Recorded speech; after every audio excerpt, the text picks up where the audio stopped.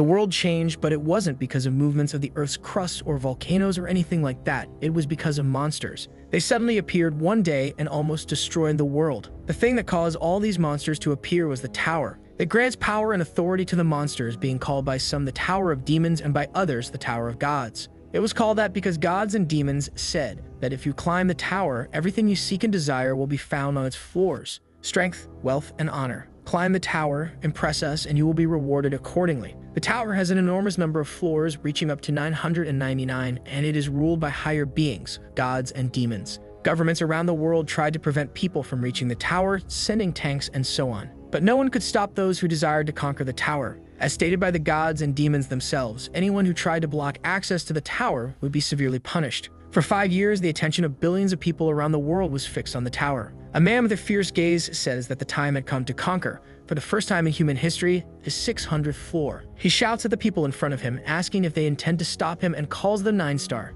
9-star are the only 9 players who managed to reach the pinnacle of the tower using the strength and power they gained by climbing its floors. A man says the other has lost his mind and warns the others to be careful. The other man was known as the Death Star or Black Star, and he told the others that death would be too little for them if they tried to stop his incredible journey. He wasn't superhuman or a weapons specialist, but he was known as the strongest of the 9 stars. Hyuk. Cho was the one who controlled the undead, the peak of mortality. He was the strongest necromancer alive and said he was tired of all that talk about peace for humanity. Looking at his opponents, he says he only wants power and that he'll make them monsters in his collection and become the strongest that exists. The leader of the other group says that, as expected, he betrayed humanity, while Che yells asking if he was really the traitor and tells the other to cut the nonsense. The other man then says they have no choice but to punish the necromancer Hyuk, the traitor. Driven by madness, the Black Star betrayed and attacked the Ninsters with his horde of undead. The group fought bravely against the monsters summoned by the Black Star, destroying his hordes. As he saw his monsters being defeated, he thought he couldn't handle all of them at once.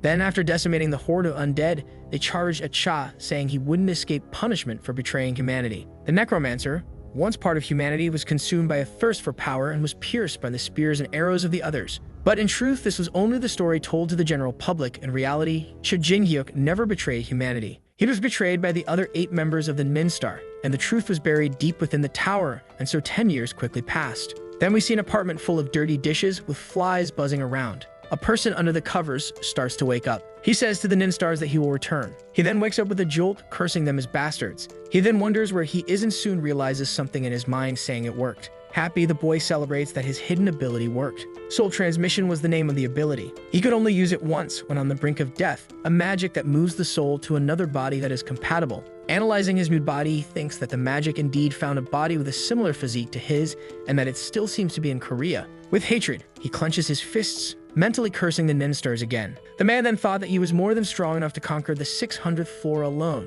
and they still betrayed him when he offered to collaborate with them. Then he remembers his last moments when he asked what he had done to deserve that, and someone asked him if he wanted to know why they betrayed him. The Paladin Cain Fallon and the Saint Carmen Fallon say that he won't be able to summon his little monsters in that sacred zone. Carmen then says that he was known as the one-man army, and that without his little army, he was no match for them. Panting heavily, the Necromancer says that he only wanted to help others. The Paladin then says not to take it personally because they have nothing against him. With an evil smile on his face, he says they just want a new beginning. The Necromancer then asks if they tricked Choi Kyung-hoon too. Choi was his closest friend and a Ninstar warrior who hadn't even participated in the conquest of the 600th floor. Choi then understands that they didn't even warn Choi in case he tried to help the Necromancer, since they were friends. Then his vision starts to blur and he thinks it's because he's already lost too much blood. He then says that he will lose to them this time, but his hand starts glowing with energy. Bringing his glowing hand to his chest, he thinks that it won't be the last time they hear about him. He will come back stronger than before, and then he will make sure they pay the price for betraying him. Then, already in his new body, he says he will crush their souls so hard they will never reincarnate and will turn them into undead puppets. Suddenly, his cell phone starts ringing under the covers.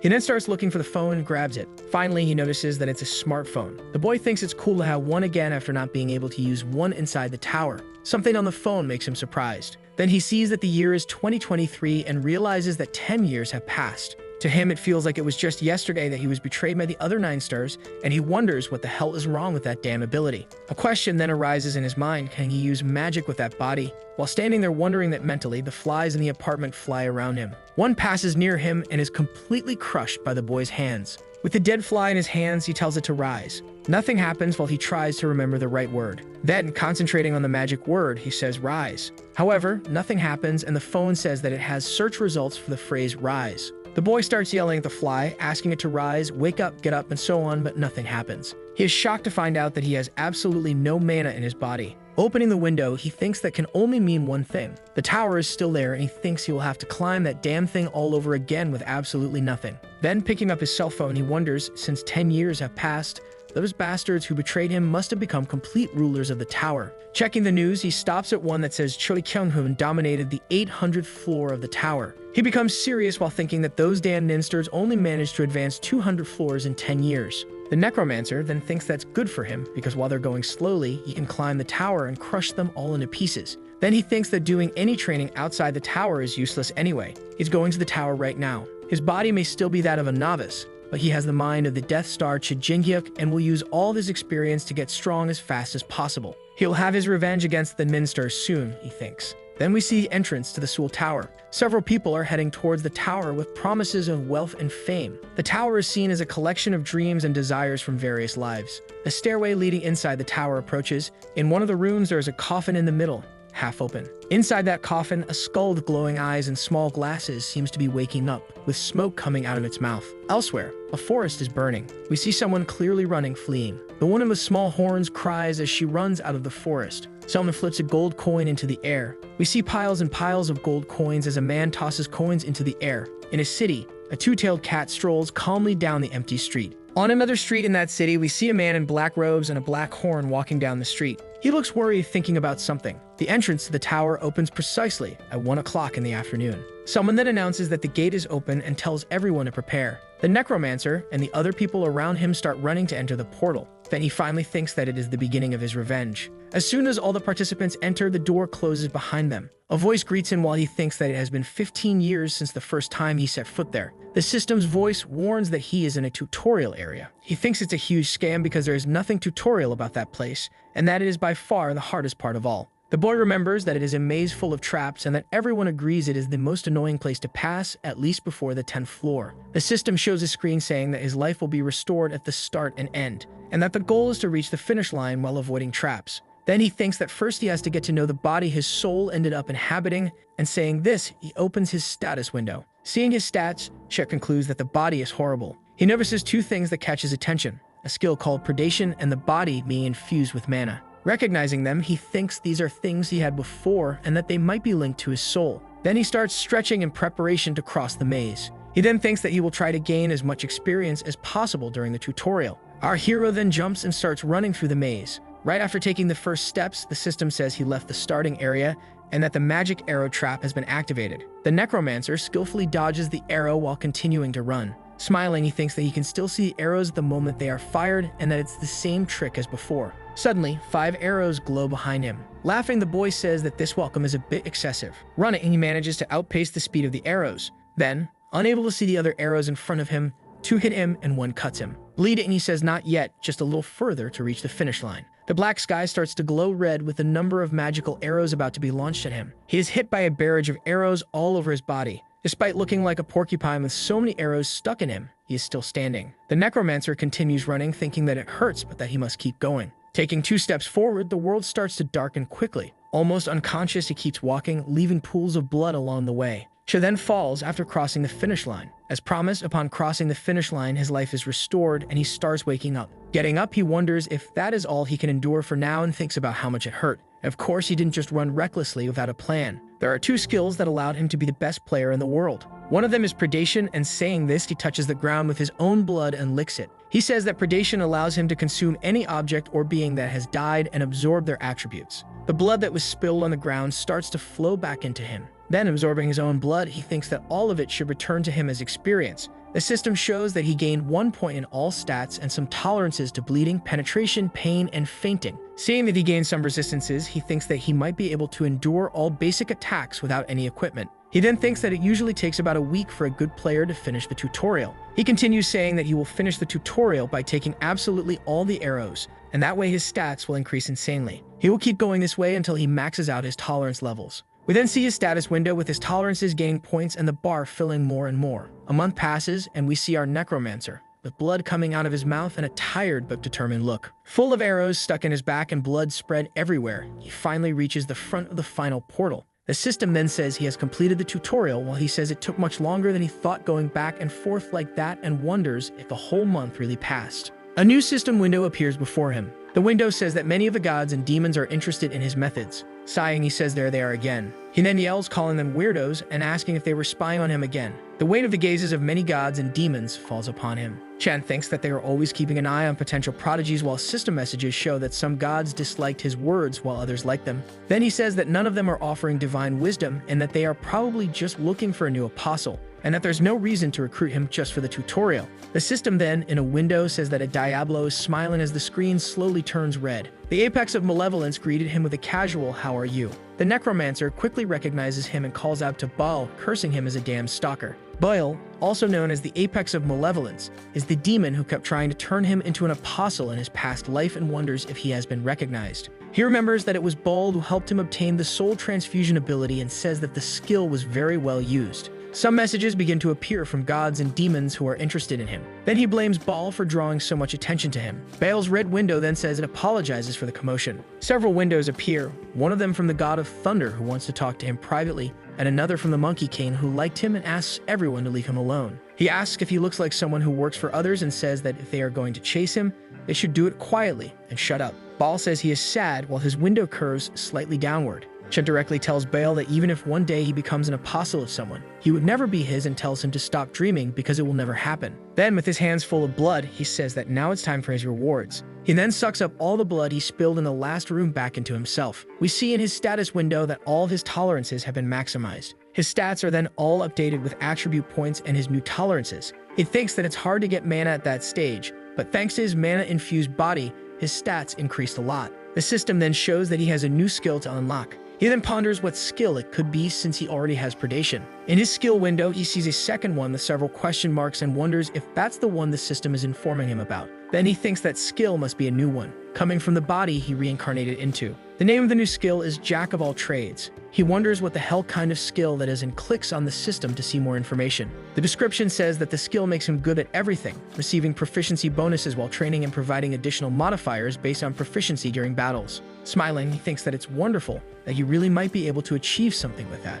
The title he prepared for a long time but failed to acquire, called Master of All Things or Almighty. Baal sends another message saying he wants to see his status window. He then screams at Baal, asking what the hell is that. The Necromancer turns his back to Baal's window, telling him to stop bothering him. He then says that he is going to the next floor, and then if Baal wants, he can follow him. Baal says he is pretending to be chasing after him. Passing through the portal, he enters the selection and training room. The system welcomes him to the selection and training room and says that here he will have the chance to choose his weapon and occupation. The system finishes by informing him that once he makes his choice, he should break the room to access the first floor. He then thinks that in his past life he didn't even consider any occupation other than magic because of his mana-infused body. Then he picks up a bow and thinks he wants to see how good the Jack of all trades skill really is. The system then, at Cha's request, creates practice targets while he picks up the bow and an arrow. He then aims at one of the targets and pulls an arrow on the bowstring. Shooting 3 arrows in a row, he hits the center of the target all 3 times. He asks the system to create more targets and, if possible, make the targets attack him. The system then says that aggressive targets can be dangerous, and he still doesn't have an occupation. Smiling mischievously, Che says that it's no problem. Then 5 humanoid targets are created by the system.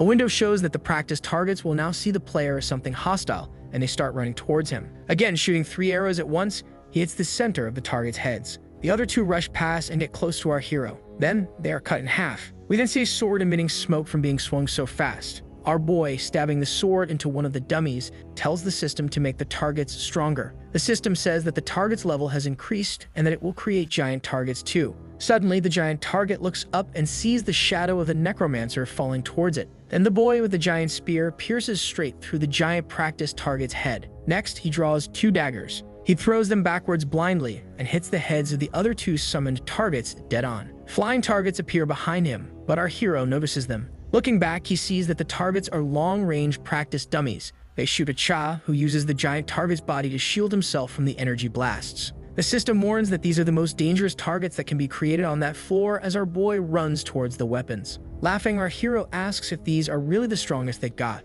Looking at a staff, he says he will match them using his specialty. He grabs the staff and looks at the long-range flying targets. They attack mercilessly, launching energy blasts at Cha. Smiling again, our Necromancer says he is faster than they are. Pointing his staff forward, he conjures magic arrows. The arrows hit the targets, causing 3 small explosions upon impact. He then thinks that this is the power of Jack of all trades, that every weapon he picked up felt like he had used it for years. Then another window appears, showing that he acquired a new achievement. The achievement is called Almighty, and it consists of using at least 1 weapon from each available category in the tutorial and unlocking the Almighty occupation. He then wonders if Almighty wasn't just a title but actually an occupation. The system then asks if he wants to choose the Almighty occupation and warns that he won't be able to change the selection after leaving the room. He thinks that Almighty is cool and all, but he cannot abandon his main occupation. So he tells the system that he will use Almighty as his sub-occupation. The system then throws a message at him saying, "Impossible." Shocked, Cha asks why he can't do that. Then the system says that sub-occupations are only possible after reaching the 100th floor, and he remembers the rule. He cannot leave that room without choosing an occupation and wonders whether he should use the 5,000 merit points he just earned.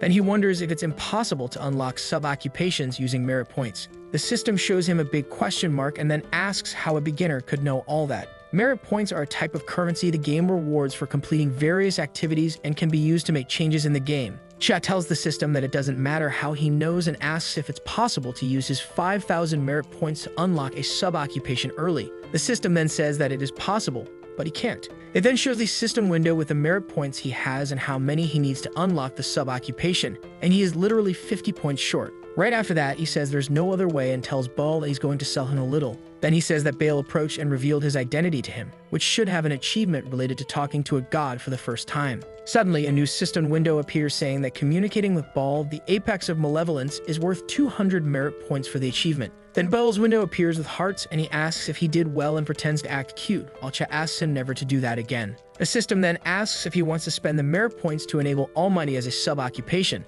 and he says yes. The system then congratulates him for choosing Almighty as his sub-occupation, but his main occupation is still empty. Then the system says that he must break the room if he wants to proceed to the first floor, and our boy says fine and starts charging his staff. Smiling, he says that it's time for him to officially start his revenge. He slammed the charged staff on the ground, with energy flying from the staff in all directions. First floor of the tower, Coral Forest. Goblins prepare to attack a group ahead of them. One of the men complains about how they are supposed to climb the tower if the first floor is already this difficult, while another man carries a woman on his back. A kobold then jumps forward to attack the group. The warrior carrying the woman gets scared. The sky begins to crack above them. Then, our hero falls towards the ground with a smile on his face. Flying towards the kobold, he says that there is his first prey. He crashes down on the kobold's head, smashing it into the ground. Then he is surprised and says that kobolds are a nice way to welcome him. The other two get angry and start growling. With his staff on his shoulders, our hero smiles mischievously and looks at the enemies. Then he asks what he might gain if he devours all of them. The warrior thinks that what the other did was incredible, defeating the kobold with a single attack. He continues analyzing and thinks that the boy looks like a mage, but he defeated the monster with a kick. The group member with 2 daggers says that he doesn't know who he is, but they should fight together,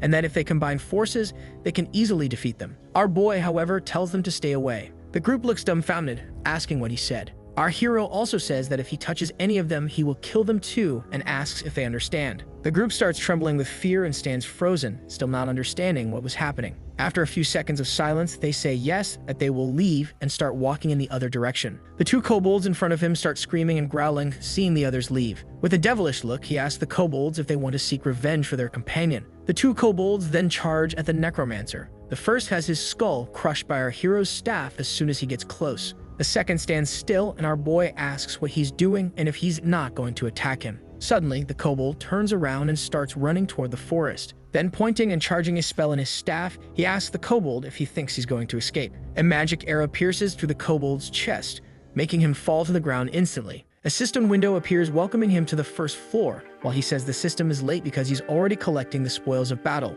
Another window says he must complete a quest to advance to the next floor, which is to hunt 10 kobolds. And our hero finds it easy and says he can easily hunt 100. Then he thinks that since he's here, he might as well go for the assassin title. Going back to his memories, he almost got the assassin title for almost every monster, and you get the title by killing 1,000 of each monster. Priorities are priorities, and our hero needs to fill his stomach first. Then he uses his predation skill. One of the kobolds rises, and its energy begins transferring to our hero. When he finishes absorbing one of the kobolds, he thinks he can see its memories. And his power has now become our hero's, along with learning the kobold language as a bonus. Opening his status window, he notices that his attributes have increased greatly, and that he is at the level of someone who has already ascended 10 floors. Then he wonders if he receive an occupation bonus, and if, because he is almighty, he might gain more class experience. And then he sees a memory from the kobold he just absorbed. He starts running towards a cave. A human is protecting a child while the kobold thinks he must prepare him quickly because it hurts when he is reprimanded. A kobold shaman or mage stands ahead as he says that the preparations are complete. Looking closer, he realizes it is the kobold lord.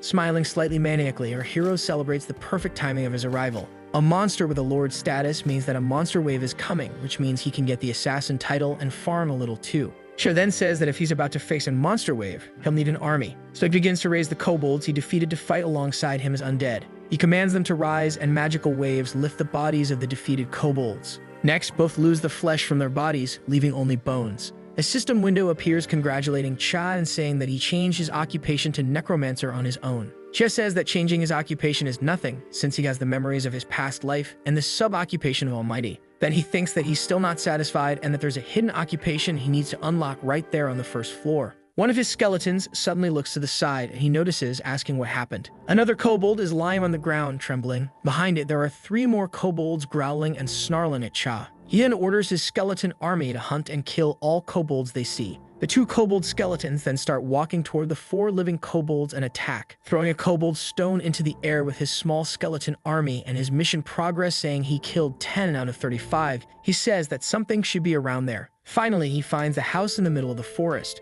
He then slowly opens the old door and thinks he's lucky that no one has been there yet. Entering the house, he tells his skeletons to wait for him there. Stomping hard on the floor, the ground breaks open, revealing a huge hole with a staircase leading underground. While going down, he says that there is a secret occupation on the first floor. He continues descending the stairs while torches light up on pillars to illuminate his path, and he keeps throwing kobold stones down the steps. He continues saying that it's a superior occupation from Necromancer capable of handling souls called Spirit Master. Then he arrives at a room with a large coffin in the center. Dropping the sack of kobold stones on the floor, he says that the first Spirit Master and the instructor for class change are hidden right there. Arriving beside the coffin, he pushes the lid, opening it. As soon as he opens it, a skeleton floats above the coffin. Our hero calls him Balkan while waiting for his appearance to finish. The skeleton then asks if he is his successor. Cha thinks it's been a long time since he saw Balkan and shows a mischievous smile. The skeleton remains in front of him waiting for an answer. After a few seconds, Balkan asks if he's not surprised to see him, and our boy asks if a necromancer should be surprised to see a skeleton. Besides, he ended up there after reading his diary and that he stopped being surprised by things like in a long time ago.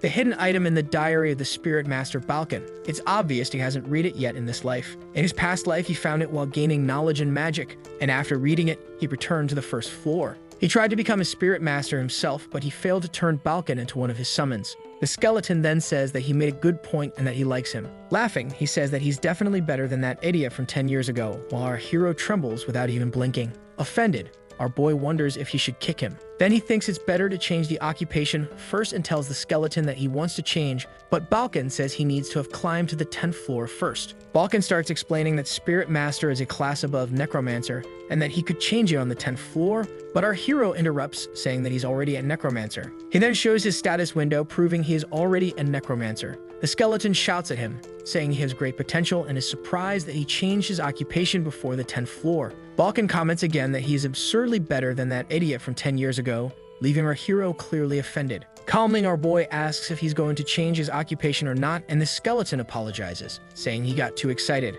Sho then sits down in front of him, and the skeleton starts casting a magic circle around him. A ball of energy appears in front of our boy as he concentrates. Since a long time ago, even before the tower appeared on Earth, he was a tower climber. Obviously, he was the strongest necromancer of all and still sought more power. He thought that summoning creatures of flesh and bone was insufficient and wondered if he could summon something stronger. He wanted to develop entirely new summons, different from vampires and death knights. Then he came to the obvious conclusion: souls. The idea was to manipulate directly the souls of the recently dead beings. New summons that will be greater and better than the current ones may emerge. He then succeeded in creating a new occupation called Spirit Master. However, his senile body reached its limit and the existence of Spirit Masters was on the verge of extinction, so he opted for something unexpected. He used one of his spells on himself and hoped that his successor would one day return and restore his honor. Because of this, Balkan became a kind of being similar to an NPC, looking for players who want to follow in his footsteps. The ball of energy shining in front of our hero merges with him while Balkan is surprised.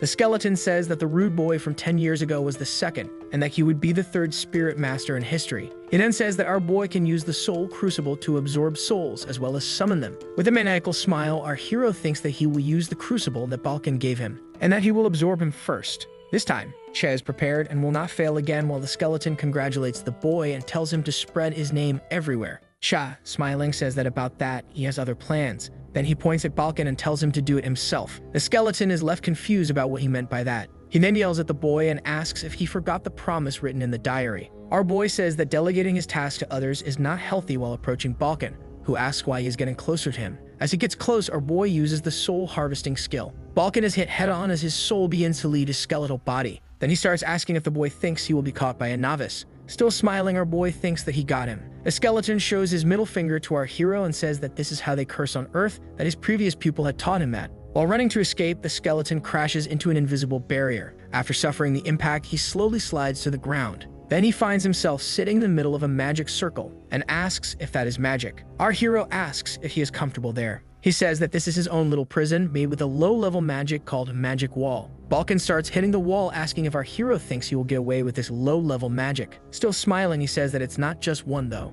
He says that he spread several kobold magic stones along the path and used magic on each of them. Then he says that the wall is indeed easily broken, but doubts that Balkan will be able to break them all before he can absorb him with soul harvesting. The skeleton then wonders who the hell he is. Being just a first-floor player, how could he have learned all that? He then says that he failed in his previous life, but now he will finally succeed. Then Balkan understood. Using the phrase previous life, he finally understood. Our hero says that he is still the second spirit master and asks if he should call himself the second or third. The skeleton then screams our boy's name, Shijin Yuk. Once again, she uses the soul harvesting ability. Finally, he manages to absorb Balkan's soul. The skeleton, once inhabited by Balkan's spirit, stands frozen. Our hero pats his chest twice and tells Balkan not to worry, that he will be able to achieve and do everything he wants as long as he is by his side. Che walks toward his army of kobold skeletons. Cistern windows appear, saying that Bale is watching him and the Death Guardian is curious about his occupation, while our hero smiles, leaving them curious. Still smiling, he says out loud that there's no reason for them to cry. He will show his occupation soon anyway. They just have to wait. He then gets very close to his skeleton army and observes them. Looking at them, Cho wonders if he still needs a skeleton army now that he is his spirit master. He then raised his hand and destroyed his small skeleton army. Then, focusing on his spirit master powers, he commands them to rise. The souls of the kobolds emerge from their chests while he shows a huge smile on his face. The ghostly kobolds dance around him as their souls reform, returning to their original form. Then Che says that as expected, they still can't speak yet. Suddenly, someone behind him calls his name. A man is then crouching down and asks him how. Looking him in the eyes, the man asks how he dares to turn him, Balkan, into a soul knight. Smiling wickedly, our hero says he never saw him that way and that he must have been quite handsome when he was young. Then, extremely irritated, Balkan shouts, saying that he will not get away with doing that to him, and asks how he dares to act superior to the first master of souls. Suddenly, the spirit feels something in his throat. As he falls, choking, Cha explains that he is only breathing thanks to his mana, and that if he cuts off the mana, he disappears immediately. Kneeling, Balkan asks our hero if he thinks he will simply accept and obey his orders. Our hero gets very close to his face and asks what he will do about it then. He then tells Balkan to remember what he used to do with disobedient summons, and says that he turned them into soul knights. Cha asks, while licking his lips, if the spirit had forgotten about his main ability. The spirit then thinks that he still has that powerful ability, and that it means he would be devoured. He then gives up and says fine, asking what the boy wants, while Cha asks if he can't feel anything. Pointing to a castle on a nearby hill, he says they are about to start a suppression. Then he adds that they will be doing it against a kobold lord. At the castle gate, 2 kobolds stand guard with their spears. Suddenly, they spot our hero calmly walking towards them. Both guards stop and ready their spears for combat while speaking something to him in the kobold language. Displaying his maniacal smile once again, Che begins to be surrounded by energy. Then he releases the spirits of the kobolds trapped in his body. The spirits immediately attack the 2 kobolds in front of him. Meanwhile, our boy enters the kobold castle with his army of kobold souls behind him. Looking up, he sees the city's protected wall full of kobolds waiting for him. As the kobolds begin to jump down to attack him,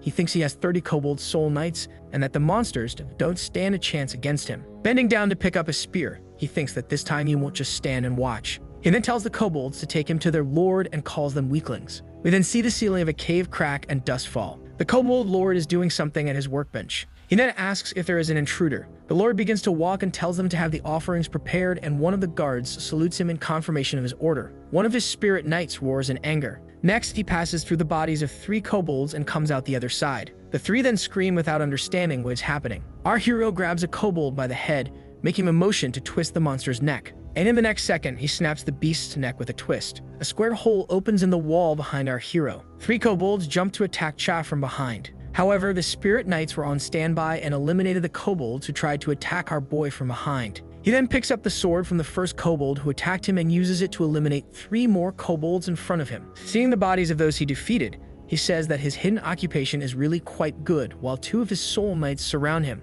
Then he feels a different energy somewhere behind him. Smiling, he thinks he is close to the kobold lord's room. Baal sends a message saying that he is holding light rods and cheering for our hero. Cha then sighs, saying he doesn't need the support of an old man with hairy legs. With 2 of his spirit knights walking beside him, he says he won't need cheering because he will win anyway. Then we see the kobold lord stabbing something with a knife. As the blood flows, a red energy runs through the kobold's body as he says he wants more. Shortly after, he shouts saying they still need much more to keep their lord satisfied, the guardian of death. As the lord asks if the kobolds have brought the next offering, one of the kobolds drags someone who tells him to let her go. Next, we see 2 kobolds dragging a woman with small horns as they wonder if it is what they are thinking. The girl then opens one of her eyes and sees that it is a hobgoblin. The lord then, holding the girl's hand, shows a smile and says they found gold and that she is a much better offering than any human. Something flies between the girl's hand and the kobold's hands, making him let go. The lord then looks up the balcony and sees our hero while saying that must be the intruder, as we see a sword stuck into the ground between him and the woman. Smiling wickedly, our boy asks what is happening there,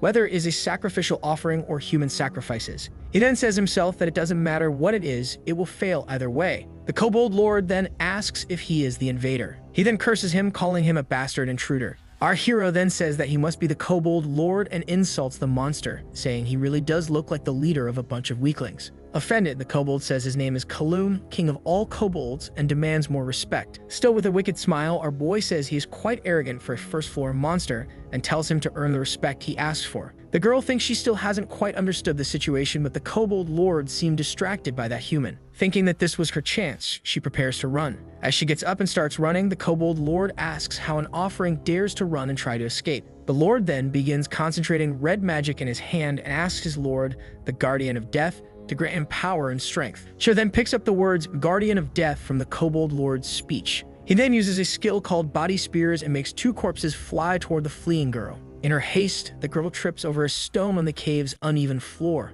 She begins falling toward the ground, her eyes wide open. The girl hits the ground and sees the body spears quickly approaching. Begging, she thinks and pleads that she can't die there. Our hero then makes his first move. He arrives just in time to deflect the body spears with his hands and feet. The kobold lord is startled seeing the boy block his attack with just a kick. The girl starts to thank him, but our boy cuts her off and tells her to stop talking and start running away. He then notices the girl's horns and asks if she is a hobgoblin. Then he remembers that hobgoblins are a powerful tribe residing on the 100th floor and that they have no reason to descend to lower floors, especially a young hobgoblin like her. Our boy wonders if something happened on the 100th floor and thinks he will save her and question her later to get information. The kobold lord then screams, asking how a boy like him dares to interrupt a ritual offering to him. Our hero tells the hobgoblin to stay away from there because he doesn't want to have to save her again, and she says yes and starts leaving the room. He then tells him to try and stop this because living bodies have double the power, while with his hand he infuses the 2 kobold corpses with energy. Then their bellies begin to swell and the lord shouts the name of his skill, body explosion. Cha manages to dodge the 2 nearby body explosions. He then begins preparing a punch, saying to the kobold that he is too slow. Landing a full punch on the kobold lord's face, he says the creature is terrible at using its mana. As he is launched meters backward by the force of the punch, the kobold thinks about how a first-floor player could have that kind of strength. Suddenly, the boy appears in front of him, asking what he was doing and saying that he was just getting started as he prepared another punch. He then screams for his lord, the guardian of death, to save him. Then the blood that was behind the kobold lord begins to bubble. Soon after, the blood explodes, forming a column of blood. From this column of blood, an arm emerges and grabs Cha's hand. Then we see a monster made of blood holding our boy. Our hero thinks that it is a blood golem and wonders how on earth he was able to summon such a high-level monster. The monster starts squeezing our boy's right arm while he begins to feel the pain. Then the monster throws him to the ground, crushing him under its palm. The kobold lord starts laughing and asks him how he feels now. While the golem held the boy on the ground, the kobold said that this was the pinnacle of his necromantic abilities. The boy then asks if he heard correctly and he said those were necromantic powers. Then, getting irritated, he asks who he thinks he is to try to use his necromancy. Meanwhile, some spirit knights begin to appear around our boy. Shouting, our hero says he will show the kobold what real necromancy is, as several of his spirits are flying around him above. The spirits then begin to enter the blood golem. The golem starts to writhe and swell. Suddenly, Chan's spirits explode the golem from the inside out, scattering blood all over the room. The kobold lord then stands with his mouth open at the power of our hero's spirits. As our boy stands up with blood raining down, the kobold thinks that he defeated his monster so easily. Then Che says that even though he is a lord, a mere kobold like him couldn't possibly summon a blood golem. Our boy then says it's Boone's fault, the guardian of the dead, as a window appears showing the guardian is surprised. The guardian just waves without saying a word while Bale is glaring at Boone. Then the boy continues, saying that it was Boone who got curious about his strength when he changed his occupation to Spirit Master and summoned the blood golem. He then goes on telling the kobold that he is simply a toy who knows nothing and says that he has no mana because Boone forced him to summon a golem out of nowhere. Then he shouts that it's nonsense, that his lord will come after him and take revenge even if he dies. Our boy then tells him to say all of that to his lord and mentions he also has a few things to say while sending his spirits to attack the kobold. He screamed for the spirits to let him go, that he was their king, and told them to remember while the spirits grabbed and dragged him. The spirits lifted him into the air while our hero stretched out his hand toward him, and he screamed for his lord, the guardian of death, to help him. Then our boy tells Boone that this was the end of his little toy and that it's his own fault for provoking him, so he shouldn't get upset. And then he says that Boone will also eventually pay the price for trying to test him. A system window appears with the guardian of death laughing loudly and saying he liked the boy. Then Che closes his hand, causing his spirits to attack and break the bones of the kobold lord. The kobold lord's body falls against the container that stored the offering blood. Our hero starts approaching the body and asks if he is dead. The spirit of the kobold lord begins to emerge from his body. Cha, seeing his spirit trying to leave, grabs it and says he won't let him die and rest in peace so easily. While he squeezes and crushes the kobold's spirit, the hero says for him to calm down because he still has a few functions to fulfill. Soul Army Formation is a basic skill that allows him to round captured souls to facilitate absorption. He then takes the struggling and screaming kobold soul to his mouth, wishing himself a good meal. Absorbing the spirit, the boy thinks the kobold's stats were worse than he expected, and that it's not even enough to reach the 50th floor. Suddenly, he hears a voice coming from behind him asking for permission. The hobgoblin girl thanks him for saving her. Then coming closer, she introduces herself as Haryu. Our boy says it's fine since he had business with the kobold lord anyway, and the girl says she wants to pay him back for his help. Then smiling, our hero asks the girl what if he were a bad guy too, who could just kill or sell a hobgoblin like her. The girl then with a firm look says that if something like that happened, she would have to get revenge later on. Remembering, the boy thinks that hobgoblins have a long memory for acts of kindness and acts of vengeance, so he tells her she's definitely a hobgoblin. Then he says that if she wants to repay him for saving her, she should start by answering what the hell she was doing so far from the 100th floor. She then says that someone attacked their village on the 100th floor. Our hero is surprised and thinks that they are hard to attack and very strong even for high-level players. Then thinking, he wonders if it was the 4 emperors. The giants with their overwhelming strength, the dragons with their innate magic, the extremely evil demons, and the celestials, bearers of retribution. These are the 4 dominant tribes that rule over all floors of the tower. He continues thinking that if someone wants to incite the hobgoblins without getting caught, they must have someone very strong protecting them or be part of one of the 4 tribes.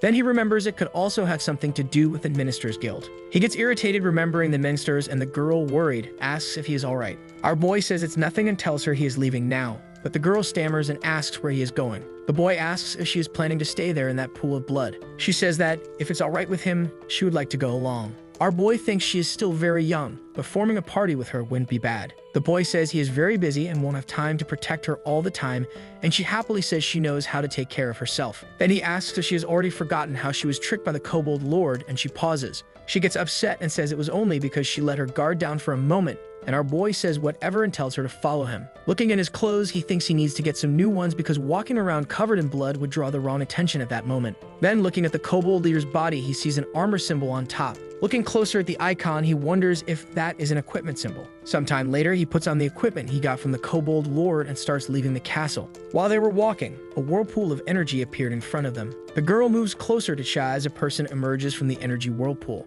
Balkan appears in front of them with some kobold spirits and says that everything has been taken care of, that there are no more kobolds alive in the castle. Our boy says that Balkan did a good job while the girl asks who that is. Balkan asks who the girl is and how she can see him, and she says that some hobgoblins have a strong affinity with souls. Cha thinks what she meant was that she is a special hobgoblin. Then he thinks he could just use his predation skill and absorb her abilities, but she is very young and it makes sense to train her alongside him. a system window pops up with a notification sound next to our boy. The window said it was a monster wave mission and that when a lore-type monster is killed, a monster wave could happen. Smiling, he says bingo while looking at the system window. Balkan and the girl stay behind him while she asks if he will accept it, and the other is surprised such a mission exists. The boy then says that if he had no intention of participating in the mission, he wouldn't have gone there to defeat the Kobold Lord. Several message windows appear, including one from Baal saying he is irresponsible and one from Bune saying he will give a reward if he finishes first. He directly asks Bune if he is trying to even things out again,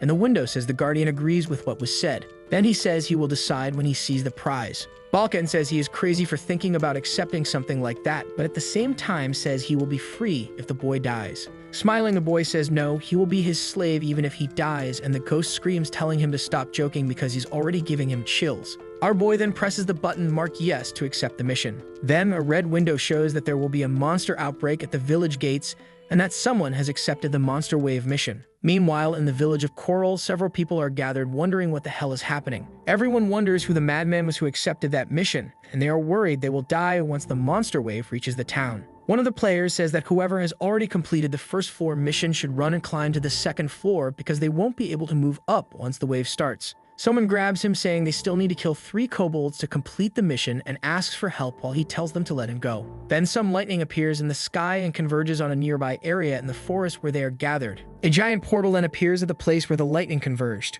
A kobold starts coming out of the portal on its way to the city. The next second, countless kobolds begin running out of the portal toward the village. The people in the village, upon seeing the scene, despair, saying it's too late and there are too many of them. Suddenly, a voice appears telling those people to get out of there. A pillar of light falls in front of them in the path of the goblins, making them stop. Our boy, the middle of the pillar of light, says that if anyone touches the kobolds, they will die. The pillar of light disappears and our boy appears with Harry and Balkan. The people behind them scream for them to get out of there, asking if they are blind and saying it's dangerous to be there on the front line. Our boy then puffs out his chest and the circle of souls appears. He then says for them to move aside, and a crowd of kobold spirits comes out from the circle in his chest and prepares to attack the living kobolds. Another player shouts that he's a necromancer and says that this is only the first floor, asking how the hell he managed to change his occupation. The crowd of living kobolds prepares to clash with the crowd of kobold spirits. As our hero watches, the carnage in front of him comes to life with the battle between the living and dead kobolds. The girl then asks if she can try to get the Slayer title in that mission. She then tells her to run because his army of souls won't leave much behind. The girl smiles and says for him not to worry because she has her methods too. She concentrates and an opening appears between her hands. Our hero, looking at the opening, thinks that it's a subspace. Harry begins pulling a sword out of that subspace. The kobolds are piling up on top of each other to attack the group but are unsuccessful in getting past the barrier of spirits. One of them manages to reach the girl alive and jumps toward her. The girl then starts drawing her sword with her eyes locked on the enemy. In the next second, she cuts through the kobold, slicing it in 2. The boy thinks that sword is anything but normal just by its appearance, and that besides that, she knows very well how to use it. He then continues wondering if the people who attacked the hobgoblin village weren't actually after this girl in the first place. Someone behind them calls out to our hero. A person steps forward and asks who he is and why he is suppressing the monster wave alone. Cha turns and asks who he is. Smiling, he introduces himself as Kim Sumte, and then asks if he knows the White Swallower Guild. Our boy says he doesn't know, and the other says he can't believe he's never heard of the White Swallower. Then he says it's the guild from the Holy Land coming from the famous Fallon twins of the Ninsters, and that the White Swallower is affiliated with them. In shock, our hero asks again what he said about the Fallon twins. The boy continues saying that his older brother is from the White Swallower, so they decided to join them when they reached the 10th floor. The boy then says that our hero's skills aren't bad, and that he can talk to his brother about admitting Cha. Then summoning one of his ghost kobolds behind the boy, Cha apologizes and says that unfortunately, he will have to say no. The spirit starts choking him and lifting him into the air while Cha grabs the boy's sword, saying that he arrived at the right time because he needed information about them. With Kim's sword in hand, he says he'll meet him again after the wave and that he has a few questions to ask. One of the other 2 who were with him asks why he's doing that to a fellow climber, and the other says it's not cool to bully just because you're stronger. Cha looks at the 2 and asks why not and says it makes perfect sense to him. He continues saying that you can't hit people, you can't kill, you can't steal. Those rules only apply on Earth, and that here in the tower, being the strongest is everything. Kim screams and begs to be let go because he will die. Cha lets the boy go and says that he's not alive at the moment, that he's only being allowed to live because Cha needs the information he has. Turning his back and refocusing his attention ahead, he tells the boy not to let his big mouth get him into danger and to keep his distance. The other 2 ask him what he really wants to do and if he will really let the boy go like that. He then quietly tells them to run, but his friend doesn't hear. Kim then shouts that he's sent to run and that they will really die if he catches them. Meanwhile, the battle between the Soul Army and the kobold wave continues fiercely. One of the living kobolds points upward and says something in their language, making some others look up. Then they see our hero along with Balkan, flying above the crowd of kobolds. Our boy with his sword stolen from Kim and Balkan with magic in his hands. They fall into the middle of the kobolds, sending several of them flying high into the air from the impact of their landing. While cutting and passing through the kobolds, our hero says to look at all those weaklings. Che says he will fight them and leaves the task of controlling them to Balkan, who says they will have a lot of work to do that day. Then both stretch their hands forward and tell them to rise. A skeleton starts being created purely out of magic. Several skulls begin to emerge from the ground, from the bodies of the defeated kobolds, and one in particular grabs the leg of a kobold. It stands up and bites the kobold's neck, while another skeleton bites into its belly. The boy says to turn them into skeleton knights, and Balkan says he would have done it even if he hadn't said anything. Then our boy jumps into the air, and again with his wicked smile, he flies for the enemies, saying now he'll really start having fun. Once more, his landing among the enemies causes several kobolds to be sent flying. Our hero keeps defeating kobold after kobold with his sword. Haryu also does her part, cutting down enemies with her sword skills. Then we see a slightly larger group of kobolds heading toward the girl. Sweating and panting, she thinks there are too many of them. Suddenly, one of the kobolds jumps onto her back without her seeing. He slashes her with his claws, sending her blood flying everywhere. Haryu screams in pain from the surprise attack. The girl says that cut is nothing compared to another pain. Then we see the girl in front of her tribe, seeing everything engulfed in flames. She recovers and spins around, killing the kobolds around her with clean sword strikes, until there comes a moment when her knees weaken. Harry then falls to the ground, saying she has reached her limit. Behind her, something explodes loudly and catches her attention as we see some kobolds flying. Looking back, she thinks about how amazing that is. She thinks he's just a first-floor adventurer and, on top of that, just a human. How could he be so strong? The girl leans on her sword and thinks she must follow that guy and climb the tower so she can avenge her tribe and village. A kobold appears behind her, surprising her, but its head is removed by a bolt of lightning. Balkan appears asking if she's alright, and she stammers that she is. Supporting herself on her sword and trembling badly, she says she can handle it alone while trying to stand. The ghost thinks that this young girl is full of determination and wonders what must have happened to her. Then she asks the ghost why he helped her. The girl says that while she was fleeing from the 100th floor, no one wanted to help her, in fact, may try to hurt her. Right after, she asks if he is helping her because he wants something from her. The ghost says he doesn't even know himself, while she doesn't understand. The ghost knight simply obeys the orders of its master, and that's it. The girl then realizes something as she observes the ghost. Shijin Hyuk ordered him to help her and to keep her safe, as well as help her earn the achievements she needed. The ghost then says he will continue because the brat sees him standing around. He will use that as an excuse to say he's slacking off. The girl then grips the hilt of her sword and thinks that Shay was the only person who helped her in the tower. She then begins gathering her energy into a ball in front of her, while thinking that she will risk her life to repay his kindness if necessary. The girl summons a red demonic mask. Then she puts it on her face. When she opens her eyes, they glow intensely red. She roars as if possessed immediately after. Balkan, a little distance away, sees the red energy pillar and thinks of the girl. Cha then also notices the energy pillar coming from the direction where the girl was. The kobolds become frightened and say something in their language. The girl then, with red eyes, growls dangerously. In a second, she jumps so fast that her image doesn't keep up with her. One of the kobolds is extremely terrified because the girl simply vanished from in front of him. In the blink of an eye, she appears behind him with her sword. Then she manages to slice and dice all the kobolds in the area. The speed and power of the strikes were so intense it looked like it was raining blood from the skies after she hit them. She turns her face and sees more enemies at a close distance. Then, with her super speed, she flies toward them. Our boy watches from a distance the destruction Haryu was causing among the kobolds. He thinks it was exactly as he expected. The attackers went straight after her and her sword. He then thinks it wouldn't be good to tell her that the reason the village was destroyed was because of her existence. A system window informs that the wave will end in 1 minute. The three continue fighting bravely, crushing hordes of kobolds. Someone then calls Cha and warns him that the gate is closing. With his wicked smile, he watches the last kobold come out of the portal. He then throws his sword at full force toward the portal. A sword lands squarely in the kobold's chest, sending it flying backward. The strike was so strong it made him fly back into the portal. A massive cistern window informs that he successfully stopped the wave. The boy then says that the result was expected. Balkan says the boy really is a monster. The girl begins removing her mask while asking if it's over. She was about to fall face first to the ground from exhaustion, but our hero catches her by the shoulders. He says a tired body shouldn't use abilities like the one she used. The girl blushes and stammers while thanking him. Individual cistern windows appear in front of them. The window says the wave was completed successfully and that there are rewards for first, second, and third places. The boy then says it's perfect, time to collect their rewards. A cistern window informs that more than 2,500 kobolds were eliminated. A new achievement was unlocked by our hero, granting him the title of Kobold Slayer, 5 bonus points to all stats, and 500 merit points. He thinks the status bonus is low, but the achievement will be good for future status upgrades. Cha thinks that if he becomes proficient in various techniques using his 2 skills, that number will keep growing endlessly. The system window says he ranked first in the Monster Wave mission, and a glowing square appears in front of him. Harry ranks second, also receiving a glowing box. Balkan came in 3rd place and wonders why it was him.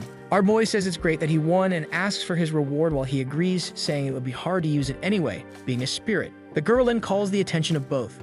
She says she wants our boy to have her reward too, that it's her way of asking to go with him. The boy looks at her and asks if she really wants to do that. He says he's been betrayed before and that it's fine if she wants to come with him, but it doesn't mean he trusts her. Our hero gets very close to her and says that's a very big gift to accept without any suspicion. He then says being betrayed once is enough and tells her to try to earn his trust, and that it will be hard to keep up with him if she can't. The girl is in shock, holding her reward in her hand. She concentrates and opens her subspace, taking out her mask as well. Then she says for him to take not just the reward, but her hobgoblin mask too. Balkan is extremely shocked to realize she's giving her hobgoblin mask to an outsider. The mask of the hobgoblin is the essence of all their power. It is given to a partner only once in a lifetime when they propose marriage. He then asks, as he picks up the mask, why she is giving all that to him. She says it's proof that she will never betray him in a form of gratitude for him having saved her life twice. The boy then says that even so, that mask is very valuable and she must have an ulterior motive. She then says quietly, revenge. She then asks her, revenge against who? She says she didn't go into details, but her village was burned to the ground and she tried looking for survivors, but found none. Finally, she says that she might be the only hobgoblin who survived. With hatred in her eyes, she screams that as the last hobgoblin, she must take revenge on the damned ones who killed her whole village and asks him to let her climb the tower with him. He then thinks that this child is like him, only seeking revenge. He then takes her reward and tells her that if she betrays him, she will die. Cha continues saying that he doesn't need the mask and tells her not to think of it as a guarantee of life. She then smiles happily and says she is glad to work with him and calls him brother. He's clearly disappointed, wondering why on earth she called him brother. The boy throws his rewards up into the air while telling her to call him wherever she wants. The cubes then open, revealing the rewards he acquired. A mana ring, a mana earring, and a mana necklace. Balkan says that he got good things, and the girl wonders if they are really good since they are all mana items. The boy says they are excellent for a necromancer, and Balkan adds that it will improve the quality and quantity of summons by 45%. He then asks no one in particular why he is not saying anything. He then looks up and says he hasn't forgotten Boone, the guardian of death's promised reward. The guardian then says he wants to switch places before talking. They then go to the village and stop inside the town's tavern. Balkan notices that the village is deserted, and our hero comments that they must be upstairs or in the forest because of the monster wave. Our boy says that it's fine there and tells him to stop stalling and hand over his reward already, and Boone says not to rush him. Suddenly, a pillar of light appears above the table they are sitting at. A ring then appears in front of him. Our boy then says he's getting a lot of accessories that day and takes a closer look at the given ring. Then he is shocked to realize what the ring is. Balkan then gets nervous and asks what it is while the girl asks him to tell him. He then, putting the ring on his finger, says that the ring carries demonic power. Balkan is shocked and asks if he is sure about that. He thinks that demonic power is an ability exclusively possessed by one of the 4 emperors. It is a malevolent power that can be considered a source of extremely high-quality mana. Our boy thinks that the only way to acquire demonic power is by becoming a demon's slave, and that the difference between having it and not having it is absurd. Then we see our hero's updated status window with lots of mana and already with 10 points of demonic power. Moon says through a system window that he wants to be on good terms with our hero and extends his hand for a handshake. The boy then says that it's fine with such an incredible item he could forget about the blood golem prank. Balkan says the boy is ready to climb the tower again, and the girl says her brother is amazing, while Bol's window stays quietly in the corner. Then the window starts to shake and burn with envy. The window then says it is angry and that it also wants to shake his hand. Our hero says that everything has a price, and if it wants a handshake, it will have to bring something for him, while Balkan mocks him for playing around with a demon. Bal says he doesn't know what to do and starts looking for something in his drawer, under his bed, in his closet, but our hero tells him to stop. The little window shows that Bal has entered thinking mode. Then he comes back saying he will give him a mission. Our boy is surprised and asks if he is really going to give him a mission. Balkan, smiling, says that a mission from a demon won't be easy and tells our boy to prepare well, and Chase says he is surprised too. Then the boy says it's fine, that he can consider it a favor. Bal says that's not what he had in mind, and our hero responds that if he wants, the boy can simply refuse. The demon continues saying that now there's no going back. The mission says he has to make his name known throughout the entire tower before reaching the 100th floor, and that if he fails, he will have to train to become Bal's apostle. Our boy thinks about the reward, which says he can choose any item and Bol will give him the blueprint for it, and he thinks that, Coming from a demon, it could be anything. Then he thinks that the mission conditions are heavy and that if he fails, he doesn't want to be forced to become an apostle of Baal, despite it being a unique opportunity. Finally, our boy tells Baal that he accepts the mission he offered. Baal is happy and shakes our hero's hand. Leaving the tavern, Balkan asks him what they are going to do and if they are heading to the second floor already. Our boy says not yet, they need to find that boy Kim Sumte because he has information he needs. Then Shake tells Balkan to find him, but the ghost complains that he has no idea where the boy is. Our hero says it's not a problem because he left one of the ghost kobolds following him, saying he went pretty far but hasn't left the floor yet. The ghost then says he should have said that earlier and bids farewell, disappearing into the ground in front of him. The boy then asks Harry if she wants to walk around a bit and talk casually. He then lifts the mask hanging around his neck and says he wants to know more about her. Sometime later, the girl explains about the mask and he says that, to summarize, it's an item to help hobgoblins use their powers.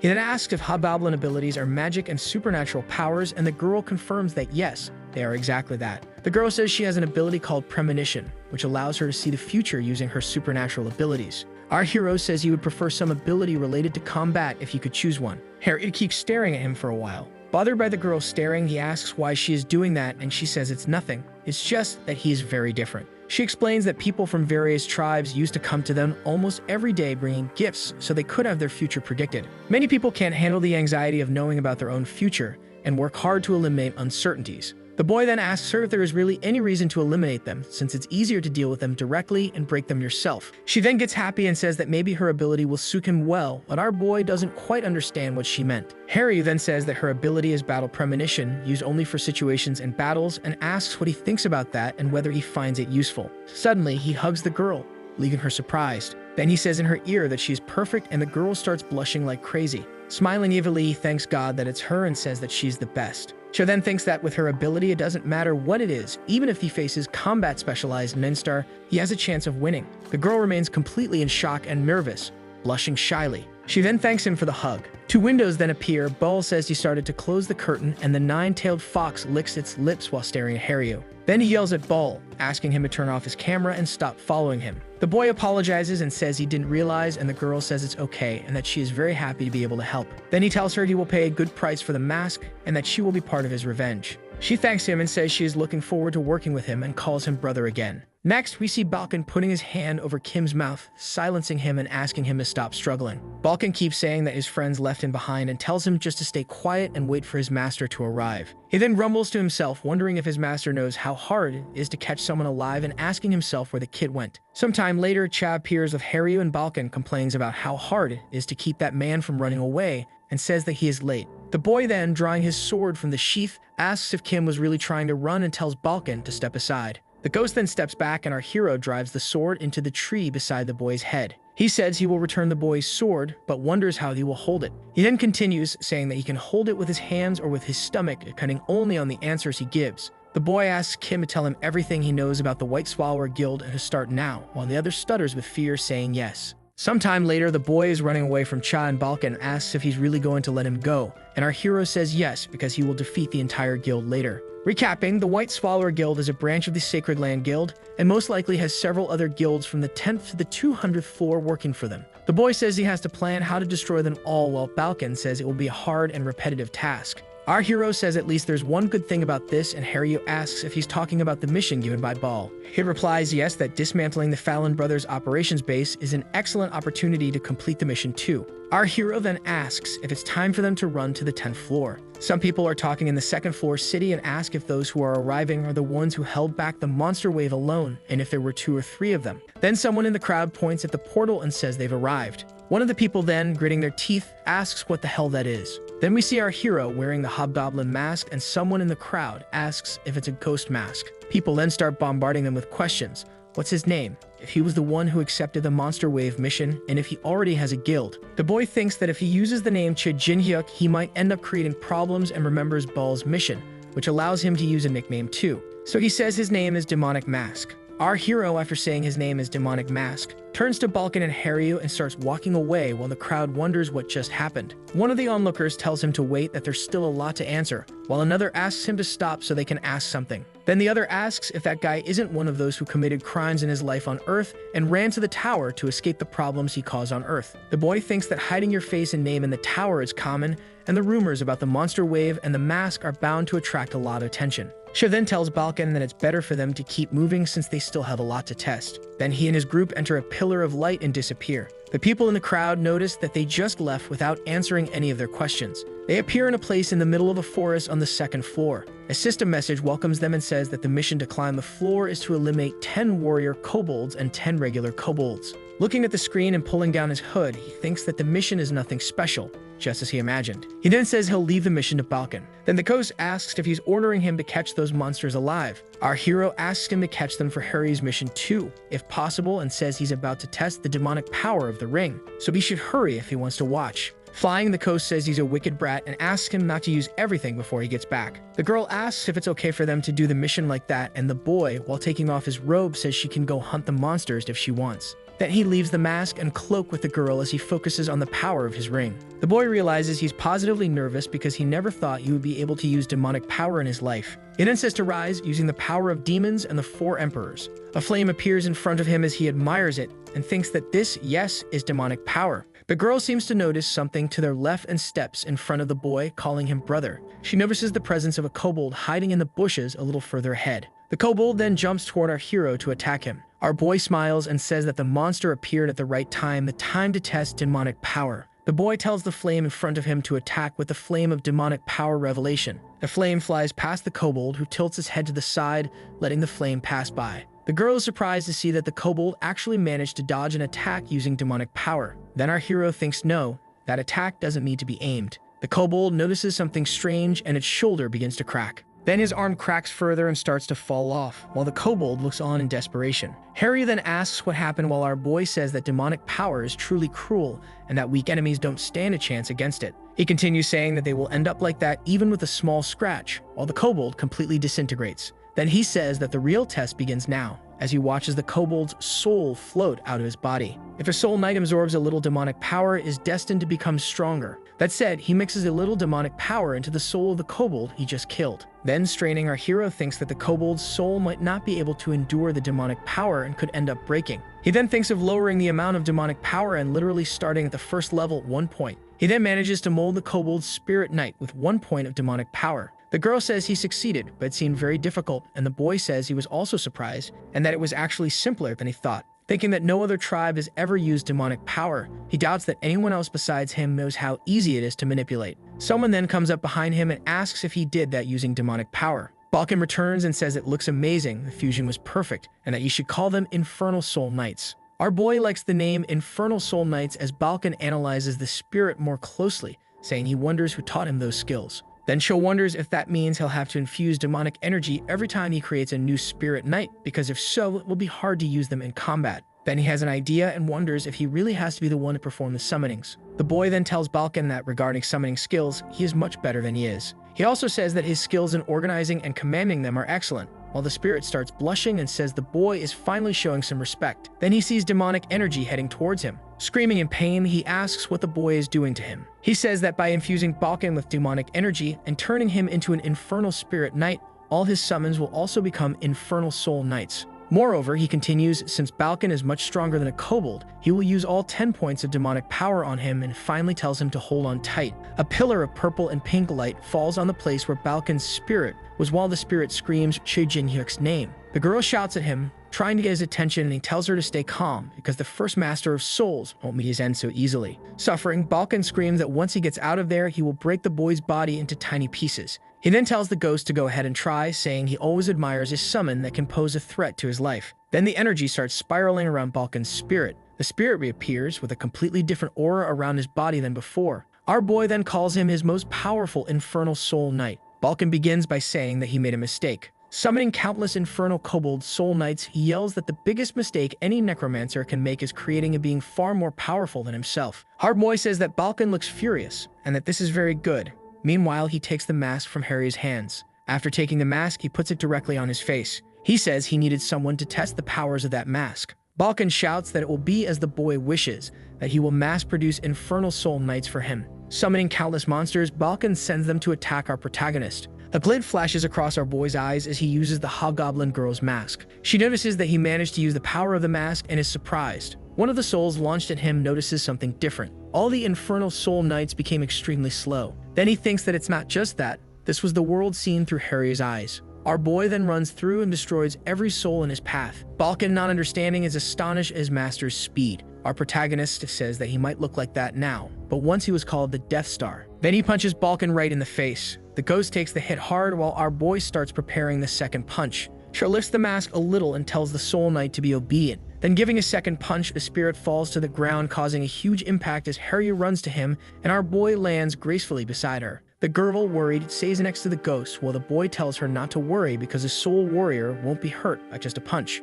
Balkan confirms, saying yes if it's a normal person's punch, but his punch actually hurts. The girl then, calling him brother, asks if he used the mask's power. He says yes, that he felt like everything was in slow motion, and that he was a martial artist at the peak of his strength. She then says that actually that is just a phenomenon that happens when a person fails to fully harness the true power of the mask. Still surprised, he asks if what he felt was just a side effect and how the mask should work if used correctly. The girl then asks if he remembers when she talked about her battle premonition ability and says she can foresee the next action of her opponents. He grabs her by the shoulders and asks how he can achieve that level, and she says she doesn't know, that for her, it happens naturally. Sighing and smiling, he wonders what she means by naturally. Looking at her, our boy thinks he forgot that she is probably a genius hobgoblin, and that it's impossible for her to teach something that is as natural as breathing. The girl asks if he feels dizzy for any reason, and he says he's fine.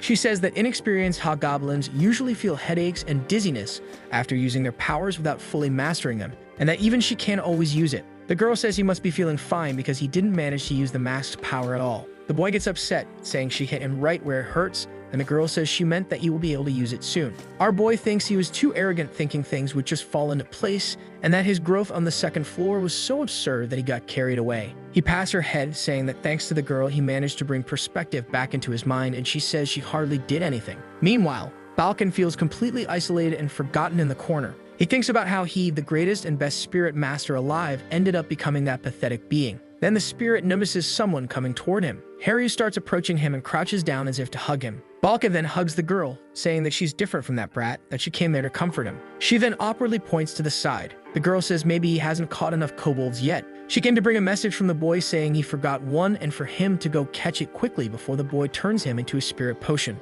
Balkan clenches his teeth, tears in his eyes, thinking about how he ended up like that. A system window then appears showing that the second floor mission was successfully completed. Next, we see Balkan summoning his infernal soul knights on the third floor. On the fourth floor, we see Cha with his mask and ring using his powers. On the fifth floor, we see Harry with a devilish smile, cutting enemies in half with her sword. An adventurer tells another if he heard about the guy with the demonic mask who went into the forest on the fifth floor and hasn't come back yet, and it's already been 3 days. The other says that maybe kobolds were his limit, that on the fifth floor there are goblins who shoot strong poison arrows. Then we see a hand on the ground with energy emanating from the place it touches. The energy and the hand belong to our protagonist, who is concentrating while touching the ground. Meanwhile, a goblin with a blowgun is hanging silently from a nearby tree. He prepares to attack our boy. Then the goblin shoots the poison dart at Cha. Something cuts the poison dart in two before it hits our protagonist. We see Harry behind him looking at the goblin with a sword in hand. With her best demonic glare, she asks how the goblin dares attack her brother. The goblin cowers and trembles, squealing in fear at the girl's glare.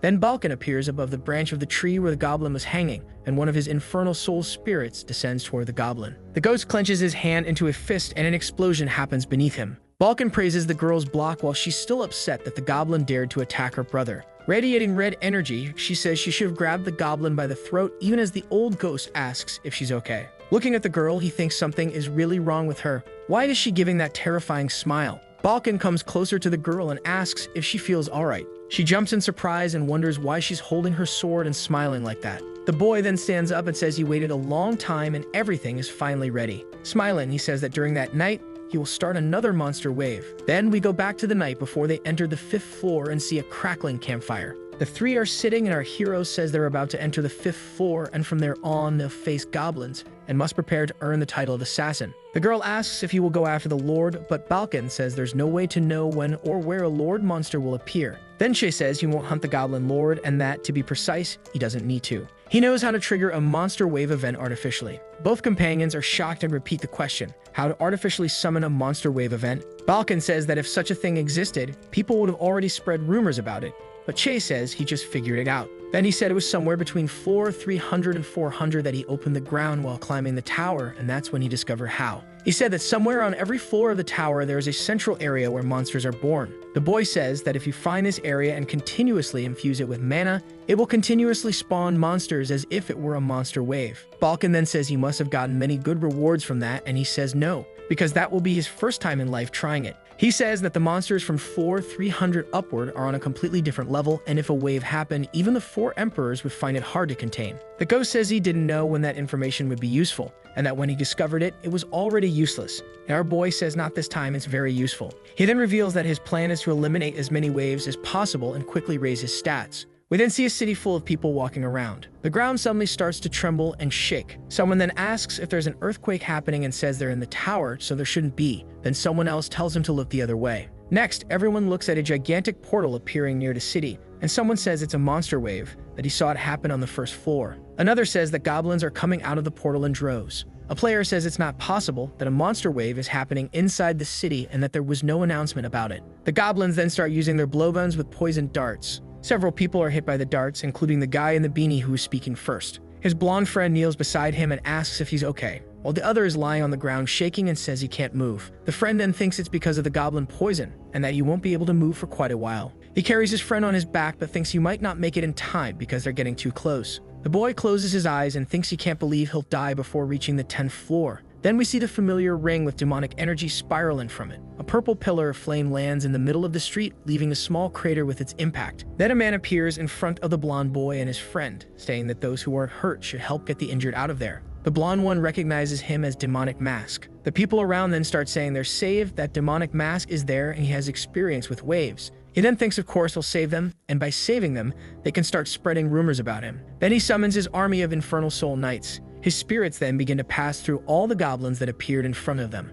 Balkan behind him says that he's the one summoning those knights, and our hero tells him to stop whining and continues summoning more Infernal Soul Knights. Suddenly, something explodes next to them. Both look and notice that the Infernal Soul Knights are on fire. Then behind all that fire, goblins appear with flaming staffs completely different from the ones that had appeared until then. They then see the psychic goblins. Balkan is in shock and says that they can hurt his Infernal Soul Knights, and our hero says he can see it too, and that they have to deal with him first. Our boy says that if they don't eliminate those, it will be impossible to hold the wave, while Harry was on top of one of the houses with her sword in hand. With a wicked smile, she jumps toward the mass of goblins below her. With a quick slash, she eliminates the psychic goblins as soon as she hits the ground. Balkan is extremely satisfied and clenches his fist while smiling. Then when he looks to the side, he notices that his master is no longer there. He went somewhere else to delight in the souls of those who had fallen. Using his predation ability, he begins to absorb the souls of the psychic goblins. A flame that can tear through souls, a very valuable technique for goblins, and one that will be much better in his hands.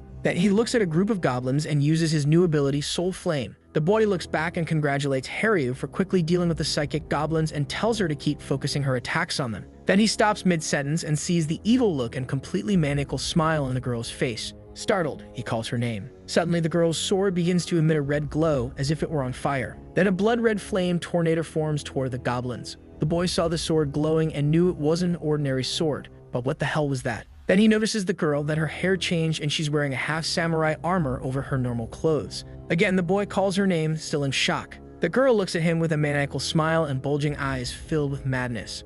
She then makes a horizontal slash with her sword in front of the boy. The girl's horizontal slash left a mark on the city walls and everything around at the height of her cut. Then we see all the houses disconnecting from their foundations above where the girl had slashed. The goblins scream in desperation as they see the houses collapsing on top of them. Absolutely every house in the area was sliced in half and the tops collapsed on the creatures. We then see a piece of a staff still red from how fast the wood was cut. Our boy, who ducked at the right moment, is holding the bottom half of his staff and thinks the village was completely destroyed in a flash. Then looking at the girl, he wonders what the hell that sword is. The girl starts laughing, wildly cutting everything and everyone around. She slices a piece off our hero's cloak. It would have been his head if he hadn't dodged. As a result of that attack, she hits the structures behind him, which explode into 1,000 pieces. He then shouts that it's him, Shijin-hyuk, and removes his mask, asking if she doesn't recognize him. The girl ignores him and charges at him with a sword strike that he can barely defend using his broken staff. As he parries the girl's blow, he notices she's absurdly strong. He is then sent flying several meters away, crashing through houses from the force of her strike.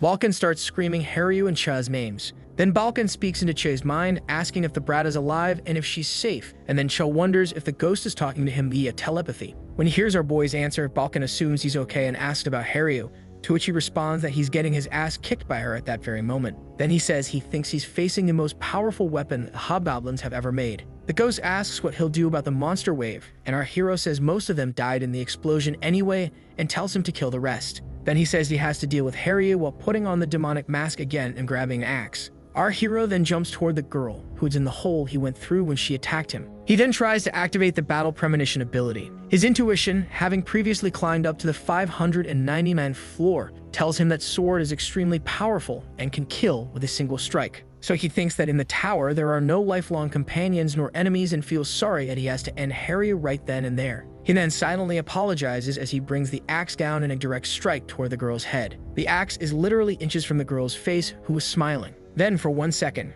Haryu returns to her normal state, calling him brother and smiling cheerfully. He wonders why the hell he's hesitating, and then she grabs the axe blade with her bare hand. We then see the girl channeling energy through her body and holding the axe blade above her. Then suddenly, he realizes by looking at her that this must be the Battle Premonition ability she has. Laughing insanely, she makes a vertical slash at our hero. She distances himself from her, bleeding, and abandons the axe. With his hand on the ground, he starts channeling energy through it while his blood spreads. Then he finally uses his ability and commands them to rise, to Haryu's surprise. Several skeletal hands rise from the ground. He thinks he's lucky there was a wave of goblins sleeping under the rubble, and now they're dead. He then commands the goblin bone knights to attack. The skeletons begin to grab her by her legs, arms, thighs, and so on. She emits a flash from her eyes and then cuts all the skeletons to pieces. Our boy is stunned that he couldn't even see her cutting through them and wonders if she used her Battle Premonition. Then he thinks there's no way he can defeat an opponent like her at this moment. Another explosion happens in front of our hero, who tries to shield himself and is thrown far away. He then jumps, trying to keep as much distance from her as possible.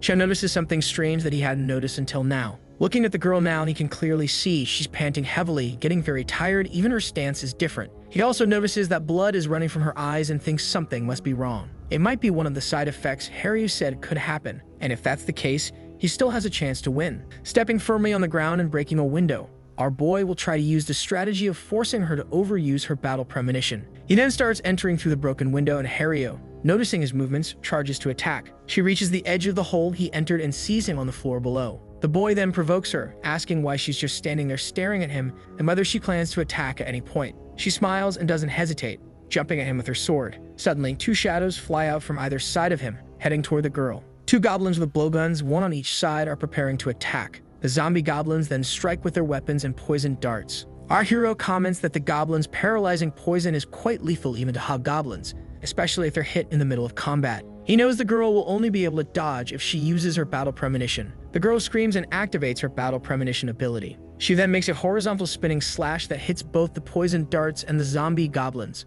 When our hero blinks, she's already on top of him with her sword ready to strike again. He barely escapes as her attack lands, destroying the floor where he had just been. She barely touches the ground and uses the momentum to leap at the boy again with another wild attack. Once again, she brings the sword down on Cha with that wicked smile of hers. Suddenly, something flies toward the girl just as she's about to strike our protagonist. It's a poison dart that hits the girl in the chest. The girl then realizes what just happened and stares at the poison dart in her chest. Our boy then says it's the side effect of using Battle Premonition, that this strategy wouldn't have been possible without that side effect. The zombie goblin who fired the blowgun stands still behind our hero in a window. As the girl begins to tremble, our hero says he's talking about the idea of shooting a poison dart through his own body. Haryu begins to faint because of the effect of the poison in the arrow. She then drops her sword and her armor starts to dissolve as she falls to the ground.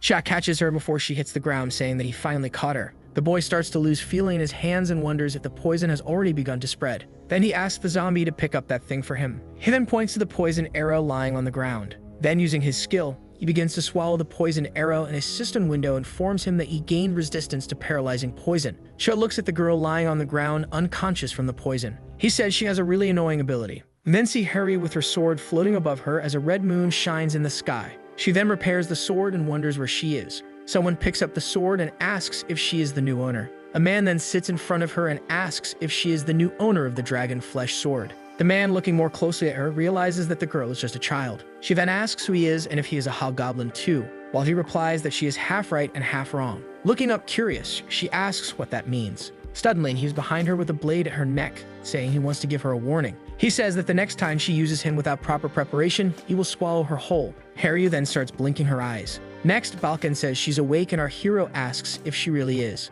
Still dazed, she asks where they are and our boy says they're in the city on the 6th floor, which they just reached. The girl starts to feel embarrassed and asks why she's on his back, to which our hero asks if she really doesn't remember and says he's offended. On the door of a room, we see a plaque with the number 304 while we hear our boy saying that he's going to tell her slowly what happened. The boy says that after getting their equipment and doing a general health check on the 6th floor, it will go straight to the big city on the 10th. He says that every 10 levels there's a big city, and that to gain access to this big city, you have to defeat the boss on the 9th floor. The girl says she knows and that he means the Great Orc Warrior, and Balkan says that in terms of combat power it's equal to a Lord-type monster. She smiles and says they'll be able to fight together and once she gets better, but our hero interrupts her and says no. Then our hero says that from now on, she will move separately from the two of them. She panics and asks what is going on and if they are going to abandon her. He then tells her no, but asks if she remembers the events that happened on the 5th floor, and she says no, that her memories were interrupted in the middle. Sha explains that her sword is a demonic sword, with abilities similar to ego swords, which grant absurd power but consume the user's senses.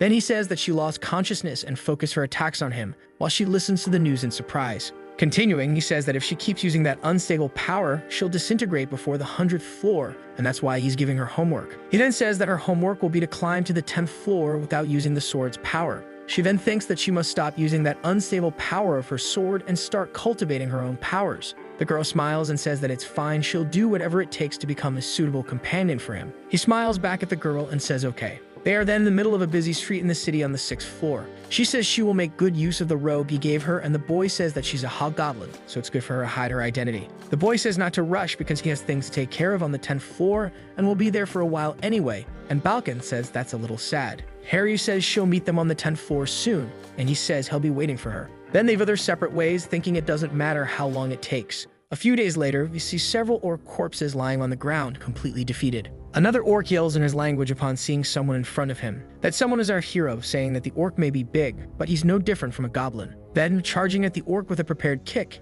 he tells him to get out of his way. Jumping swiftly onto the giant orc, he comes in with his powerful kick ready. The kick hits the orc square in the face. The force was so great that the orc was thrown, breaking the ground with the impact of his body when he fell. Balkan appears behind him saying there's nothing else to do there, and our boy tells him not to forget to create infernal soul knights from the orcs. The ghost tells him that creating waves of monsters has become routine these days, and the boy asks if he has a problem with that, to which he replies no. He says he even likes it, but adds that the boy is very cold for not mentioning Haryu even once all this time, and our boy asks what he's talking about. The boy says he wouldn't have accepted her in the first place if he didn't think she could make it. She's strong and will succeed, even if it's just for her revenge. Then he asks the ghost to stop talking nonsense and get him more orcs, commenting that maybe the force wave was too weak since he still needs more. Balkan gets mad and says the kid is very rude to his elders and asks if he has no relatives. Sha then answers the ghost's question saying no, he doesn't. Surprised, Balkan asks why. He then explains that he's an orphan, that he grew up in an orphanage,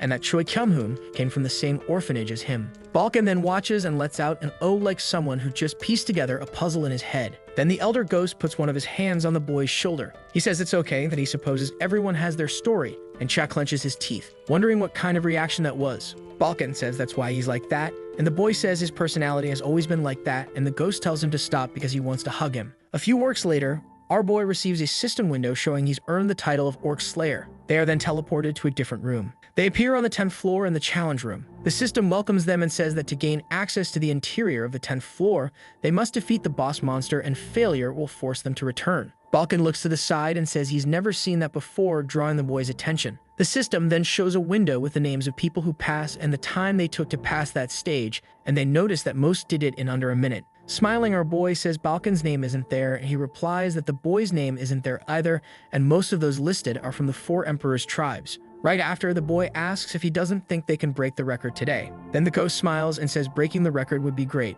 A window says they can prepare for battle in advance, and our boy asks Balkan about it. A countdown appears, giving them 1 minute to prepare before the boss is summoned. The boy tells Balkan to use the Soul Knights to try to hold off the boss as soon as it appears, and meanwhile, he cracks his fingers and stretches. Balkan then asks if they can begin while several Soul Knights are summoned. Cha then slams his hand on the ground in preparation for battle. Next, magic circles appear and spread across the floor around him. Then he summons a magical spear on his back. Our hero thinks he'll show what an all-powerful being can do, and then says, elemental enchantment. The magic spear then begins to produce fire, earth, water, and lightning. He continues enchanting the spear with penetration, dexterity, strength, fatality. Finally, he thinks he can't forget that other one, and then enchants the weapon with demonic power as well. The spear then takes on a dark, cracked appearance with energy flowing through it. Now prepared for battle, we see the giant spear on his back and Balkan with the Infernal Soul Knights. The system window announces that the trial will begin shortly. We then see the countdown and our warriors prepared and focused. The system announces that the trial has begun and summons the orc warrior.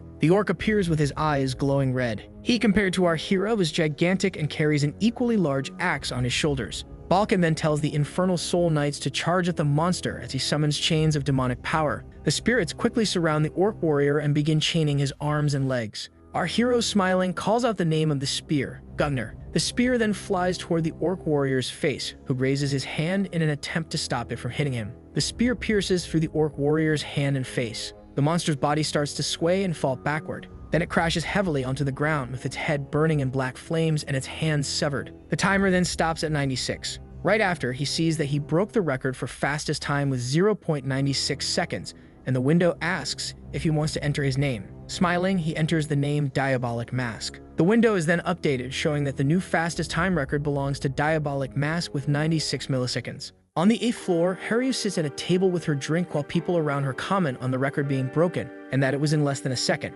She then sees the name of the one who broke the record and is startled, while another person asks if that isn't the Wave Slayer. As she looks at her drink, a girl thinks that she will work even harder. Balkan then laughs and says that they broke the record of the 4 emperors. Hugging our hero, he continues saying it's an achievement that not even the greatest of spirit masters could attain, and our boy says that in that case he's the ghost. Cha says they should hurry because he has a lot to do on the 16th floor, and Balkan agrees, saying they should really go since they have to take care of everything and wait for Haryu. A system window says he gained 5 points in all stats for entering the 10th floor. Another window says he unlocked access to the auction house. Next, we see a coin being tossed into the air. A blonde man who threw the coin catches it while looking at a system window. We then see that he's looking at the record for the 10th floor being broken by Diabolic Mask. With an evil smile, he wonders who this Diabolic Mask is. The 10th floor is the location of the first great city, not only that, but also the portal back to Earth. Because of that, many people who gave up on climbing stopped there, and that city is the largest one anyone encounters until reaching the 100th floor.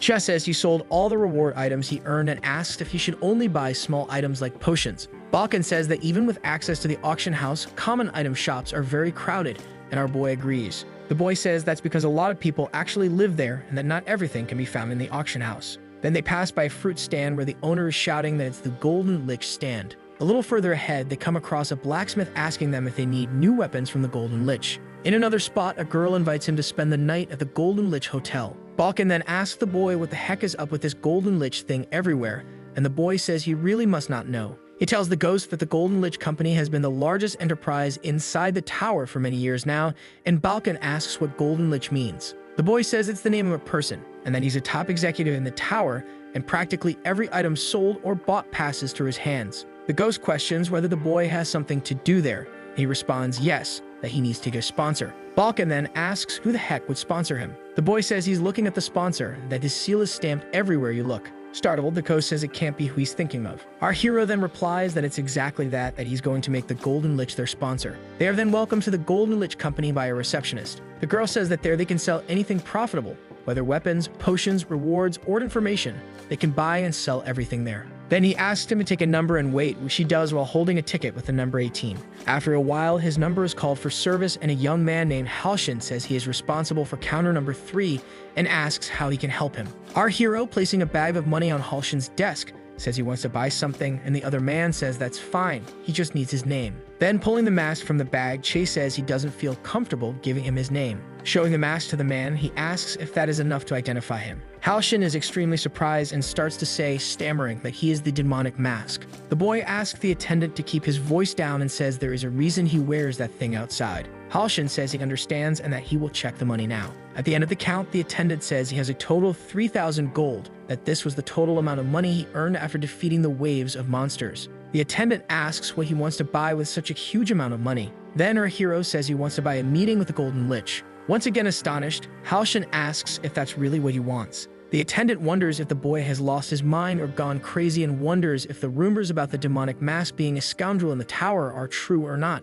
Cha asks if this isn't the place one should go if they want to buy anything, while the attendant starts to stammer again. Then he apologizes and says that transaction is impossible. Our boy asks why it is impossible, and the attendant says there are 2 reasons: that Mr. Golden Lich is an extremely busy man. Cha then calmly asks what the second reason would be. Then Halshin looks at the gold and says the amount he's offering is too low, that even though 3,000 gold is quite a lot, it's still too little for the Lich's time. Our hero wonders to himself if it's really impossible, while putting his hand on the cheese and thinking for a moment. Halshin begins to say it's probably best for the man to leave, and our boy interrupts saying that if that's the case. Then he throws the question of how much it would take to meet the manager of that place. While climbing the staircase, Balkan says he really is an evil brat, confronting a mere employee like that just to talk to the owner, and then asks what poor Halshin ever did to deserve that. Our hero then asks the ghost if he has any other ideas on how to reach the Golden Lich, and after a few seconds of silence, he mutters, "That's what he thought." Then as he climbs the stairs, he sees a richly carved and painted door and wonders if that's the right place. He knocks on the door twice and introduces himself as the demonic mask, and a voice inside tells him to enter. Our boy, with the hobgoblin mask around his neck, opens the double door and sees someone sitting in a chair in front of him. The man introduces himself as the manager of the Golden Lich branch on the 10th floor and says his name is Puppet, and it's a pleasure to meet him, Mr. Super Rookie. He then says that it has come to their attention that he would like to meet Mr. Golden Lich, and our boy says yes, and that it seems he isn't here. The man apologizes and says that with the money he offered, but is interrupted by our boy, who stretches out his hand and says he'll make a new offer. He tells Puppet to call the Golden Lich first, and that the man will definitely want to sponsor him after meeting him. Puppet then says that he's increasing his value through arrogance. Then standing up and walking toward our hero, he says he's heard rumors about him and doesn't find it amusing when he belittles his name. Puppet's hands are behind his back, and from one of his fingers a thin magical thread extends. He thinks that with his puppet ability he can freely manipulate anyone caught in his strings and apologizes, but says the boy will have to leave his office. Our hero then asks about arrogance. He manages to grab the almost invisible magical threads. Then he shouts that he is also increasing his value through arrogance, and throwing the puppet hands to the floor, asks if that is enough. Astonished, Puppet thinks that ability works even on an adventurer who reached floor 180. How was he able to do that? Puppet, putting his hands together, says very well and tells them to proceed then. He then clasps both his hands and the environment around them changed. Suddenly, they are in an entirely white place with a different kind of floor. The manager then says that this must be the first time he's seeing that place and begins to speak when our hero interrupts him, saying it's the imaginary world. He then continues saying it's a new infinite world created by separating souls from bodies. Puppet then wonders how the hell someone who's only climbed 10 floors knows things like that. The man says that if he knows that, then he must also know that the rules of reality don't apply there, and that he can only rely on the experience and power of his soul to fight. Surrounded by power, he continues saying that if he wins a fight against him in that world, then he'll personally get the meeting with Mr. Golden Lich. Threads of magical string appear and quickly entangle our boy. Shay smiles and asks if he really thinks he has any chance against the experience and power of his soul. Clenching one of the magical threads in his fist, our boy asks if he hasn't realized it yet, that the other man's ability doesn't work on him. Puppet still can't believe how a 10th floor adventurer can resist his ability. He then thinks the boy must have the mental fortitude of a floor 200 adventurer or higher. Then he tells our hero that very well, he admits the boy is on the same level as him. When Puppet snaps his fingers, the world transforms again and Cha is on a beach with waves coming toward him. Our boy then, as he's hit by the wave, wonders if this is what it seems to be. From the water, dolls begin to rise. We then see at least 4 puppet dolls. In the blink of an eye, our hero is completely surrounded by puppet dolls. The man standing among many dolls says that this right here is his puppet doll army. The eyes of the puppet dolls begin to glow as Puppet says that in that world, experience becomes power, and that those dolls were created from that. He goes on to say that those dolls are the product of his experiences climbing beyond floor 100 and reinforced with mana, and that each of those puppet dolls has the strength equivalent to an adventurer who climbed to floor 50. He then concludes by saying that from the moment they entered the imaginary world, the victory had already been declared. Next, he orders the puppet dolls to attack, and some of them jump toward Cha. One of them gets very close and aims a punch at our hero's face. The puppets lash onto Cha and begin to pile on top of him as Puppet says the battle is over. Then he tells our hero not to be scared because injuries from an imaginary world don't carry over to the real world. Suddenly, an explosion occurs behind him and several of his puppets are thrown into the air. Startled, Puppet looks back and asks what the hell that magic was. We then see a dark smoke engulfing the place. Next, a giant shadow begins to rise as we hear the phrase, "Rise." What appears to be a giant dark skeletal mage begins to emerge from the earlier shadows. Puppet recognizes it as a lich mage and wonders what a floor 100 boss monster is doing there. As he hears a voice saying that, as expected, it wasn't going to be that easy, he sees his puppets melting. Our hero, smiling, says that he supposes that as long as they're in the imaginary world, it takes some time to revive the dead. The boy then says the other has a puppet army, and that it seems he still doesn't know what a real army is. He then continues saying that now is a good time for him to learn. As countless undead begin to appear around our hero, he says that this is what a true army looks like. He then says that it's true, the moment they stepped into that imaginary world, the winner had already been decided. And that, however, the winner was never him. Puppet thinks that the Lich, the Dullahan, and several others are boss monsters from floor 100 and above and wonders how that is possible. He then asks himself how he does that. Sweating with tears in his eyes, he asks who the demonic mask really is. Puppet then finds himself surrounded by ghostly knights and absurd monsters coming toward him. As the knight's spears get very close to his face, he screams in fear. And he returns from the imaginary world to the real world, sweating cold and panting heavily. He falls to his knees and wonders how they got out of the imaginary world if he never canceled the magic. Puppet wonders if the boy had taken control of the imaginary world for himself at some point. The boy tells him to stop being a crybaby and get up already. Then, looking down at Puppet, he asks if he forgot about the bet they made. With an evil smile in his eyes, our hero says he had promised to let the boy meet the Golden Lich. Our hero then hands a letter to Puppet. The man then asks if just that letter is really enough, and he says yes, and asks that he give only that to the Golden Lich. He then says he has no right to say anything since he lost the bet, but if the Golden Lich doesn't reply to the letter, there's nothing he can do to help him. Then our boy says Puppet shouldn't worry. He's sure the Golden Lich will respond. At the company's door, the manager and Halshin say they will contact him at his accommodations when they receive a reply to the letter. Balkan looks astonished at the two men, while they wish him a good and safe trip back home. The ghost says it's already getting dark and asks if they will return to the room they're staying in to rest. Cha asks what he means by that since they still have to go to the next location, and Balkan asks if there are still places to visit. Our hero says that until the Golden Lich replies, it would be a waste of time to just sit around waiting. Meanwhile, at the guild house of the White Devourer, someone is telling another that it's a waste of time to be there and they should be improving their skills instead. In the first floor lobby, a girl asks another what the highest floor she's been to is, and she says 57. The blonde says they promise good weapon rewards if they perform well, and the other says that's why they should go back to climbing the floors soon. The blonde girl then slams the table and says she can't understand why the hell they have to guard the lobby on the 10th floor. She then adds by saying who would be crazy enough to just walk into one of the Holy Land's guilds. Suddenly, our boy opens the front doors of the guild and walks in. One of the girls welcomes him to the White Devourer Guild, and the other asks how they can help him. Smiling mischievously, our hero asks, "Help him?" He then says that climbing the tower is so hard and that he'd like to join the guild. The blonde asks if he's there to join the guild, and the other says he startled her a bit. The two of them stop to think that if they bring in a promising recruit to the guild, they might seriously improve their standing within it. They then begin acting ultra cordial toward him, and one of them asks if anyone told him about the guild and everything else. Our boy says no, that he came there on his own and heard they are a sub-guild of a super guild, so he came to visit. The two are then happy to see he's a complete beginner and probably doesn't know anything. The blonde then asks if he can show them his ability while our hero pretends not to understand for a few seconds. He then asks for a coin, and the girl, grabbing a coin, asks if that's all he needs. Smiling maliciously, our hero tells them to watch that coin closely. Next, he bends the gold coin with just two of his fingers. The blonde is extremely surprised and says he just crushed a coin using only his bare hands, and the other says that's amazing. The boy continues saying he can also do some simple magic, and they are shocked. He then confirms that yes, he can do magic and says he can do simple things like making fire with his hands. They are then surprised watching his hands catch fire and say the boy is full of little tricks. They turn around and start whispering to each other, saying they hit the jackpot and he might turn into a big fish if they mentor him under their wings. The little blonde says he's quite handsome too,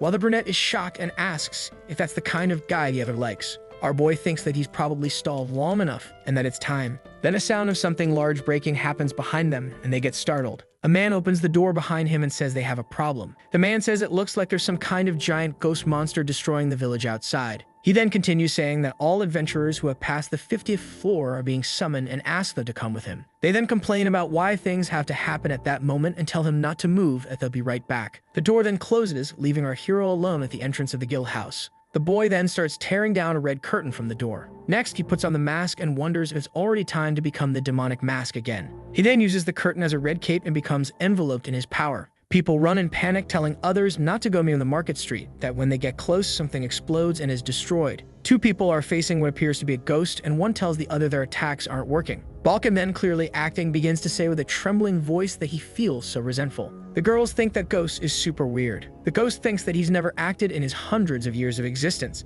so his appearance as a haunting must be terrible. Once again, Balkan curses Shijinhyuk for humiliating the first soul master in existence like that and says he will never forgive the boy. Elsewhere, our hero kicks someone in the stomach. The man takes the hit and flies meters and meters away from the force of the blow. He crashes into the wall behind him after being struck. Our hero then asks the man, saying if he's not here, then where would he be? Another person comes out of a room asking why the hell there's so much noise and what was that impact sound just now. Then he gets startled when he sees who is standing in front of his door. He begins to ask who he is and how he got there. But he is interrupted by our hero's hand around his neck. Holding the man by the neck, he enters the room and says that room has a lot of books and maybe what he's looking for is in there. Then, calmly, he asks the man being choked if they are a sub-guild of the Holy Land Guild and says he's looking for something. He continues saying that he wants a list of all the sub-guilds and the places they are located and finishes by saying that he clearly intends to destroy all of them. The man being choked says he'll be safe somewhere in that tower after making someone from the Ninstars his enemy. Our hero thanks him for his concern but says that at that moment, he shouldn't be worrying about others,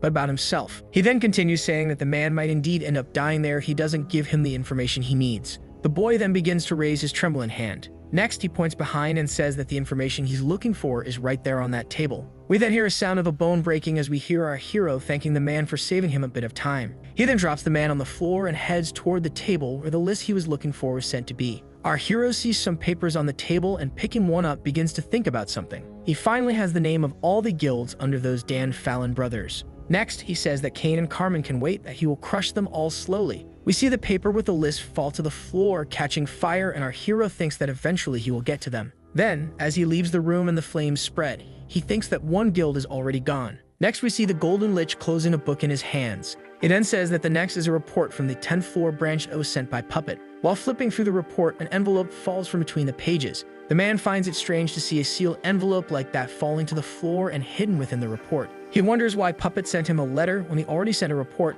then picks up the envelope and begins to read the contents of the letter. Then, after a while, he is in shock and wonders how the hell the demonic mask knows about that. While people try to put out the fire in the White Devourer Guild, someone says it looks like it was arson and that everyone who tried to stop the intruder died. The identity of the attacker is still unknown, so Beck Julio, leader of the White Devourer Guild, says the man who tried to apply to the guild moments earlier is his suspect. The leader then asks the two girls what he looked like, and a blonde starts describing him as being slim. Then one of them says he was a handsome man with a pointy nose, and the other says he was an ugly man with a stubby nose. One then looks at the other, and they ask each other at the same time what the other just said, while the leader watches the scene from the middle. The blonde girl then seems to realize what really happened. Then, remembering him, she thinks that either she or the other may have been victims of hallucinatory magic. Our boy is in his room with a cup of tea in hand when Balkan comes up through the floor saying he's back, and the boy compliments him, saying he did a good job. Laughing, he tells the ghost that he heard a lot of rumors about a super scary apparition, and Balkan, annoyed,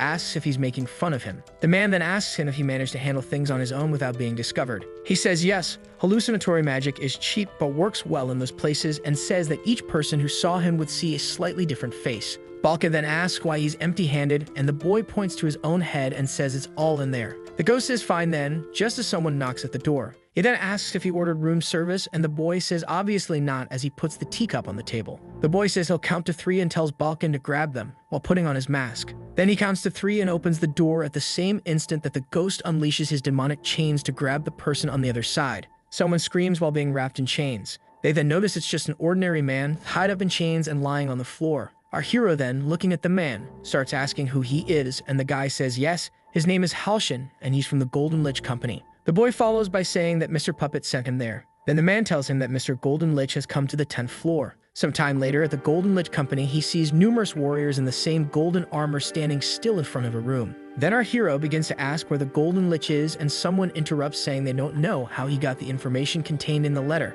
but that he admires the audacity of playing with luck like that with him. Then the Golden Lich continues by saying the boy will pay a huge price for that, and that he can't allow someone who knows that to continue existing inside the tower. Our boy then thinks that it's been a long time since they last met Golden Lich. Turning his back, he says to no one in particular to take him to his room and to keep him alive. The warriors then say yes and prepare for combat. Then our hero asks if he really wants to fight. One of the knights says to form a line and block the boy's attacks at any cost. As he was saying for the others to follow him, he's interrupted. Our boy, while punching the man in the face, asks if he's stupid and why he was revealing their plan out loud like that. One of the other warriors calls out to the commander, who is now in front of them with a bleeding nose. Our boy then quickly strikes all the warriors present in the room and flies toward the Golden Lich. Up in the air, with a spear and a shield in hand, our boy, ready to launch an attack, asks if the Golden Lich will fight him. The man then looks back and sees our boy flying toward him, and gold coins begin to float on the table behind him. The gold then rushes like a wave behind the Golden Lich.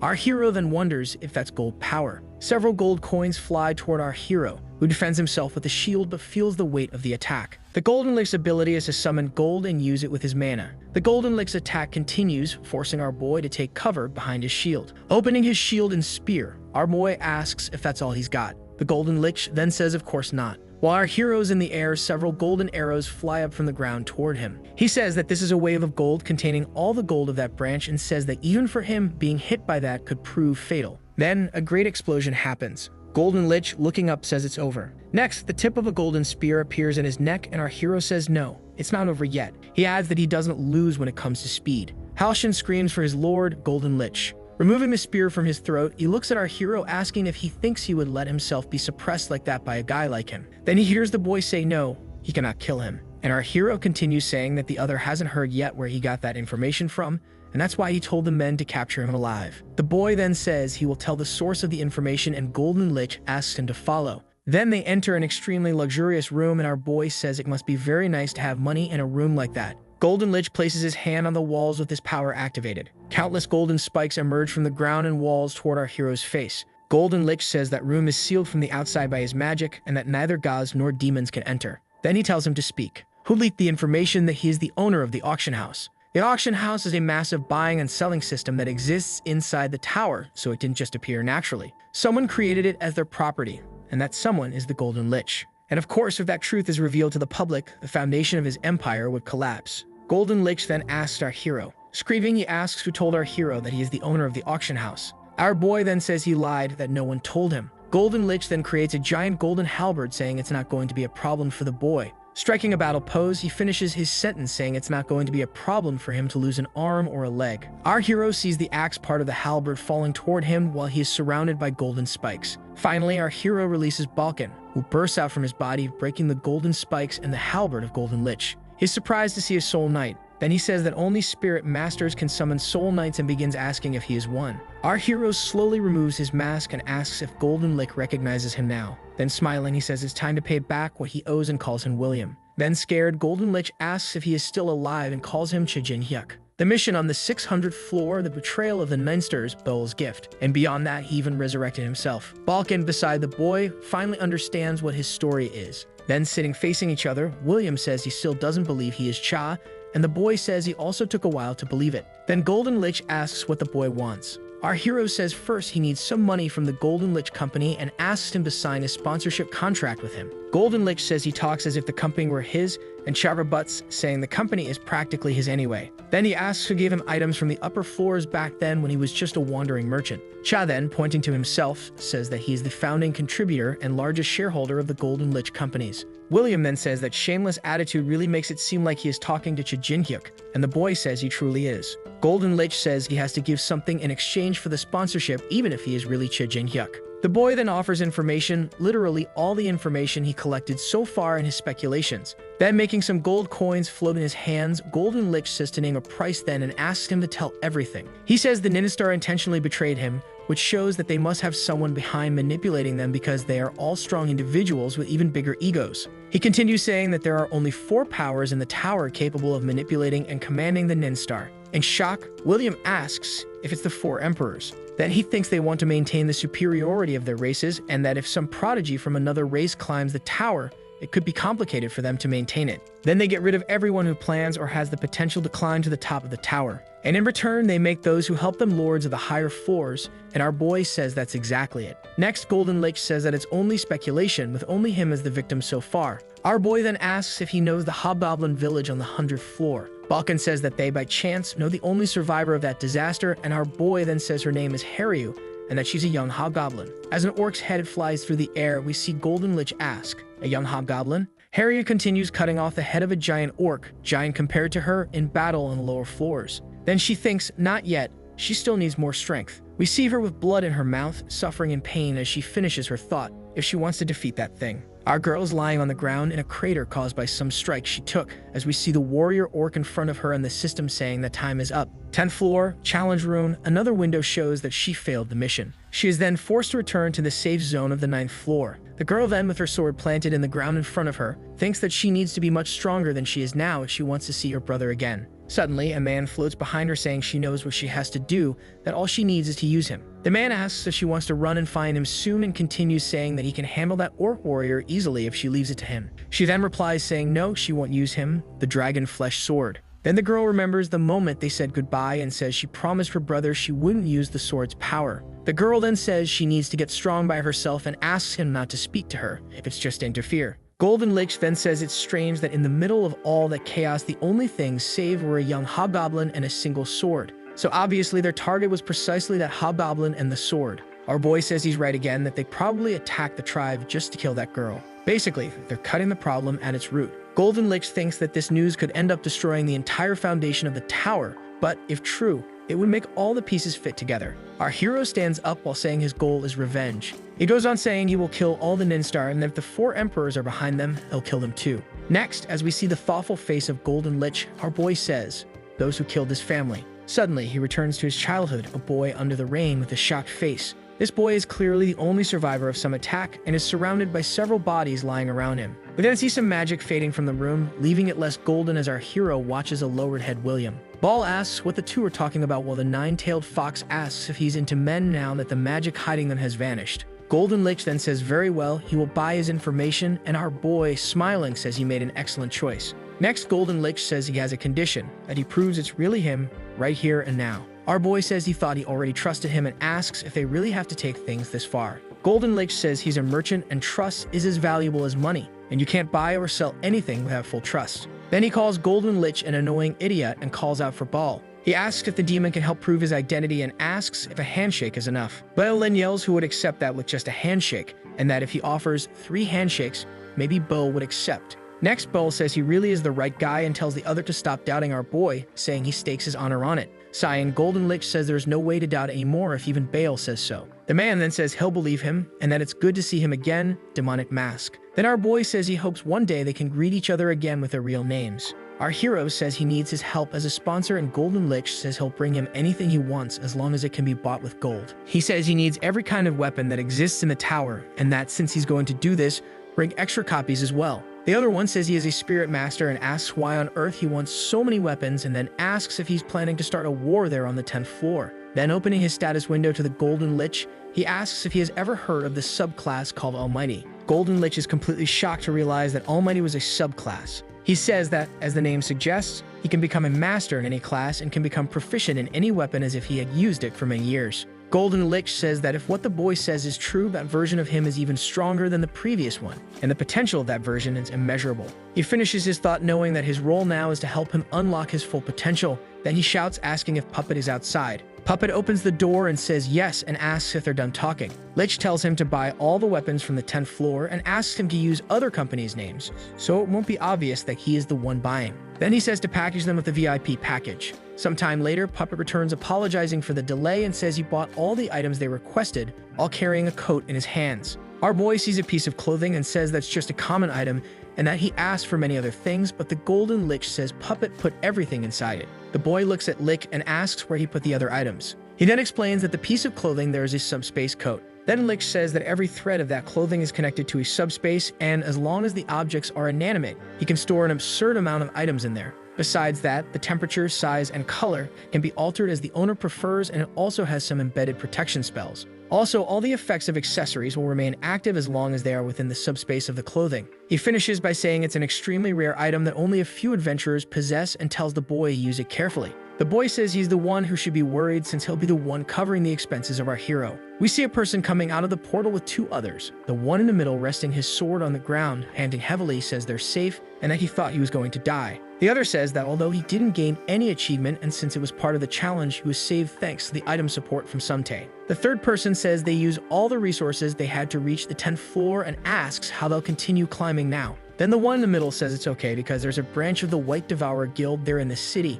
and that they'll be supplied once they find his older brother. He then thinks that it seems the guy he met on the first floor now calls himself Super Rookie or Devil Mask. The boy thinks he will make a point of dealing with him for daring to threaten and embarrass him like that. He then shouts for them to move forward, that from that point on they will be in a battle for revenge. Some time later, he and his two friends are dumbfounded and negatively surprised. The boy then wonders what happened when he sees the White Devourer Guild house completely burned down. Later, they say that all guild members retreated to the 30th floor and he lost contact with his brother and asks Sumte what they will do now. One of the friends says they have few skills and little money to keep climbing the tower, and the other asks how they'll get to the 30th like that. They then start questioning Sumte about what they'll do next and how they'll fix this, saying they trusted and followed him this far. The other guy says that besides being the brother of someone in a good guild, he has no special skills and asks again what they will do. The boy thinks that they should shut their useless mouths. He continues thinking that the two of them are useless and that if it weren't for him, they would never have even gotten close to the 10th floor. Then he thinks that this would be a great opportunity to get rid of those two useless ones, but something interrupts his thoughts and catches his attention. They see a two-tailed cat approaching them. One of the boys asks what that is if it's a fox, while the creature has one eye closed and seems to be trembling and staggering. Sumte says that if it's looking for food, it should leave because they have nothing to offer. The cat then comes closer and licks the boy's boot. He then reacts with disgust and says he warned the creature to stay away. Then, calling it a disgusting thing, he stands up and kicks the animal away. The creature falls a few meters away. The boy stands up and says the creature is practically dead and that he's already under a lot of stress. He then goes up to the creature and gives it another kick. He then stomps on the creature over and over again. The boy starts shouting with each kick, asking why things never seem to go right in his life. The only thing that showed up for him was a damn dog, and that he doesn't even have any luck. Suddenly, at the end of the alley, a bright light shines. A sword flies by and cuts off the leg of the boy who is kicking the cat. The boy seems to take a few seconds to understand what just happened. A man approaches and says that that's enough and that it will take longer to heal if he keeps pushing it. The boy then screams, seeing what happened to his leg and asking who the hell did that to him. Devil Mask then arrives and says it was him and that he is the new owner of that fox he was kicking. Our hero says that was the last thing and that he needs to go to the occupation transition room because he needs to acquire more soul power. Balkan asks why he desires that if he's already a soul master. He says he got his occupation by tricking the system and using memories from his past life, and that he can't gain any more soul power through training anymore. The ghost says he hadn't really thought about that, and our boy says that first, they should have a good night's sleep at Golden Lich's expense. The nine-tailed fox's system window says it feels something. Meanwhile, Bull's window tells him to look behind. The two then see the nine-tailed fox's window standing in front of an alley, as if it's looking. He comes closer and asks it what it's doing there. It then turns its window and asks for his help. The fox says that its kind is in danger. Then we see the sword flying toward the boy's leg, and it cuts off the boy's leg, the same leg he was using to kick a fox. All the scenes we saw earlier were because of this moment. The boy then thinks he never imagined meeting one of the nine-tailed fox's cubs around there. We see a mission window appear in front of him saying that he must rescue the little fox and take care of it until it is 100% recovered. The boy on the ground asks if that mask is Devil Mask's. Then our hero says he thinks he's met that boy before. The guy on the ground screams, asking if he's trying to provoke him. Suddenly, the two friends appear behind our hero and leap to attack him. Cher then jumps to dodge the attacks of the other two. The two boys, seeing Devil Mask vanish, wonder where he could have gone in a second. The boy then lands a few meters away with the fox in his arms. Our hero then asks them if they had any idea what that fox was before they started stomping on it, and says it might have been the last bit of luck in their lives. Sumte, standing while leaning on his sword, says he doesn't need to know that and that he's going to cut off one of his legs too. Our boy then asks the nine-tailed fox what he should do with those kids. The system window with the nine-tailed fox's message says to kill them. Then Sumte's two friends run toward Devil Mask. Our hero, turning quickly, tells them not to forget their stuff. Sumte sees his own leg flying toward his face when our hero turned quickly and threw it. As the leg gets closer to them, our hero uses his body explosion skill to blow up the leg piece he threw. Looking at the small fox in his arms, our boy asks if she's one of the nine-tailed fox's cubs. Already in his room, he asks what they should do now, and someone else says they need to give her a name first,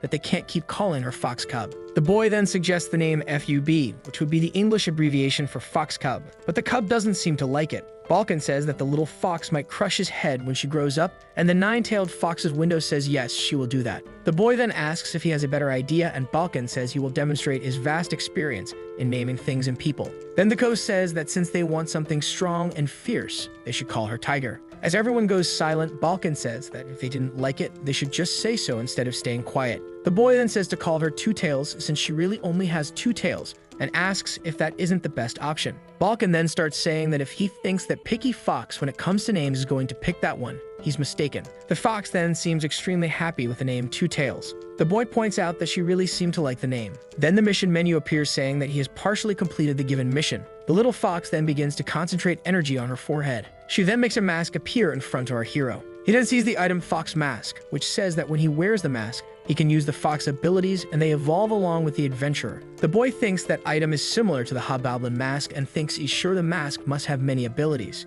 He thinks that seduction is definitely the strongest among them, that if you want to dominate an enemy without even touching them, there's no better skill than that. The nine-tailed fox's window says the mission is not yet over and reminds him that he has to help the little fox fully recover. She shows part 2 of the mission, which says he has to feed the little fox 999 livers. Balkan is surprised to see the number of livers, and our boy asks if they have to be fresh and if he'll have to do the whole hunt by himself. He thinks that if he considers that the price for the mask, he guesses he has no other choice. The boy says there must be some benefit he can gain from that improvement in closeness between them and then looks at her window, which gets startled. She then says he shouldn't ask such obvious questions. Balkan says that now that everything's settled, he'll go out for a walk. Our boy says he plans to go to the Occupation Transition Tower in the morning and tells him he can find him there if he feels like he'll be late, and the ghost says that's fine. Balkan then flies over the city during the night. He says that it really is as he expected, that it's very different from when he climbed the tower. Suddenly, he feels a chill run down his spine. He knows he's felt that sensation before and stops on top of a building and starts looking around. Balkan spots someone on the street right below him. Then he thinks that it's someone from the dragon tribe with those horns and that fierce mana. There's no doubt out where he's from. The man sighs and then says that he wants to kill all dragons. Balkan is surprised to hear the man say he wants to kill all dragons. Among all 4 emperors, dragons are the tribe with the most self-love, bordering on narcissism, and no dragon would hear a man say that and not kill him. The ghost grows concerned with the information that dragons will soon descend to the 10th floor. 2 adventurers talk among themselves saying that dragon is standing there again, that he's been doing that for days, just standing there muttering words no one can understand. Balkan thinks that if he's been standing there like that for days, why haven't the dragons taken any action against him, and why? The dragon then turns to the side and seems to notice the ghost, and meanwhile Balkan wonders if the dragon sensed his mana. He then asks if he is that spirit who's been going around scaring people and acting strangely. Balkan then asks him what that evil spirit he was talking about is. He then descends to where the dragon is and says that since the other can't recognize his power, he can at least roughly measure his power. Then he calls him Dear Rookie Dragon. The dragon grits his teeth and asks how he dares.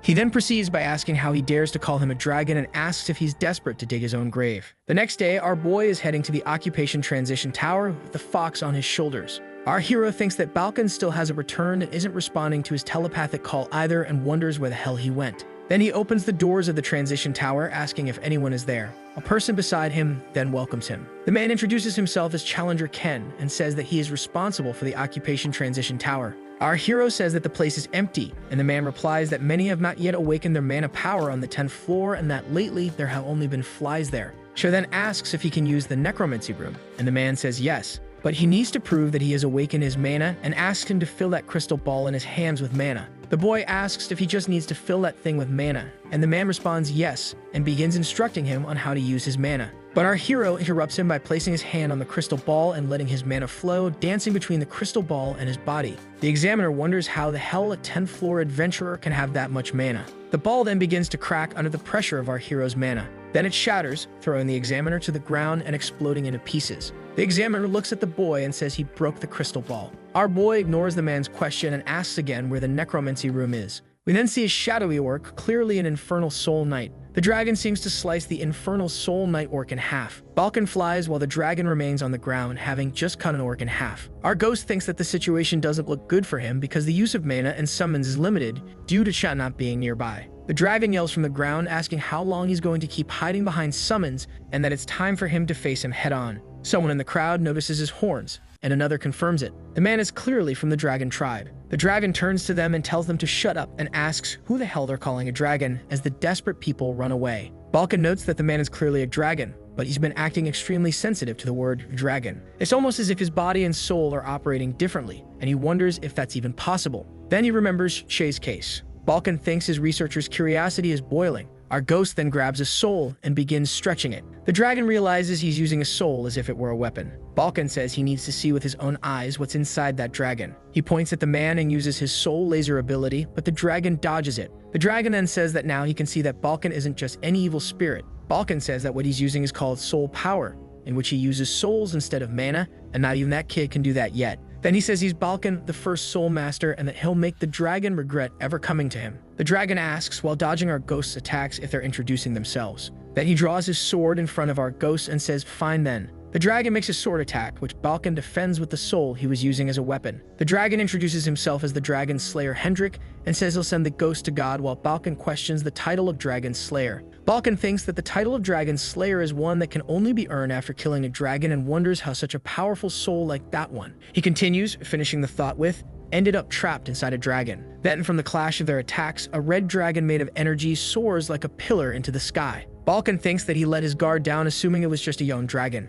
If the soul inside is that of an adventurer from the 700th or 800th floor. Even with the title of Dragon Slayer, he couldn't guarantee victory, not even if Chow were there. The ghost then thinks that in that case, he'll have to take other measures. Hendrik asks, while charging at the ghost, if he really thinks he'll let himself be hit by that. Then Balkan uses a new ability called Soul Link, and spiritual hands emerge from beneath the dragon and grab him. While he is being held, a ball of dark energy falls toward him. The dragon then breaks free from some of the hands that were holding him. Next, he uses his full moon slash ability, slicing through all the hands that were restraining him. He then notices something around him. Balkan is floating above him with a gigantic shadow claw. The dragon is extremely surprised to see that. Then the ghost uses his giant Soul Link ability and slams him against the ceiling of the house. We see the giant black hand from Balkan's giant Soul Link ability. The ghost says that was very dangerous because he ended up using all the mana and temporary souls that she gave him. He thinks, while panting heavily, that the man won't be able to move for a while after that, and that maybe this is his chance. Then he considers running far away and fleeing. Balkan teleports away from there. Suddenly, we see the giant hand being cut. The dragon, screaming, slashes and destroys the hand made of temporary souls by the ghost, freeing himself from the attack. The dragon then says to himself that the ghost's name was Balkan. He laughs and says that the next time they meet, he'll chop him to pieces. Hendrik raises his sword to the skies and shouts that he has his promise. Elsewhere, our hero says to the examiner that he sees there are many other rooms, and the man says yes, there are many ways to use magic. The examiner wonders who that guy is, a 10th floor challenger that maybe even he, a player from the 35th floor, couldn't defeat. Our boy tries to remember the man's name while thinking that he seems to be a good mage and that he can use him as a guide. Smiling, Ken opens the door and says that this is the necromancy room. They enter and several scrolls and books are flying around the room. Our boy looks around and sees corpses, potions, and books, and that place seems like a dream come true for a necromancer. Ken, still smiling, closes the door saying to call him if the boy needs anything. While the little two-tailed fox walks around sniffing the room, our boy says it's good to get started right away. The little fox runs into a soul rising from the ground in front of her. Balkan then appears in the room looking exhausted. Our boy asks what he's been doing until this hour, while Balkan says not to mind him, that he had an intense morning workout. He notices that the boy is about to begin, and our hero says he wants to use soul power the way Balkan does. Sho then tells his soul knights to come out and get to work. They begin to carry books from one place to another, and others start drawing runes on the floor. Another lights black fire candles. In the end, our hero sits in the center of a magic circle with candles around him and books everywhere, with his souls flying above him. The little two-tailed fox looks at our hero with a doubtful expression. Balkan then picks up the little fox smiling and says for them to stay a bit away from him for now. Our hero says that this may end up being his last command, so he asks him to listen carefully. Then he says to protect his body until he wakes up. The ghost tells him to be careful and threatens that he'll take over his body if he dies. He then activates something and the souls start flying around him while the black candle flames are nearly blown out by the wind caused by the power. A huge soul appears above him and screams with its chilling voice. Our boy keeps concentrating as this soul gets closer to him. It then enters our hero's chest,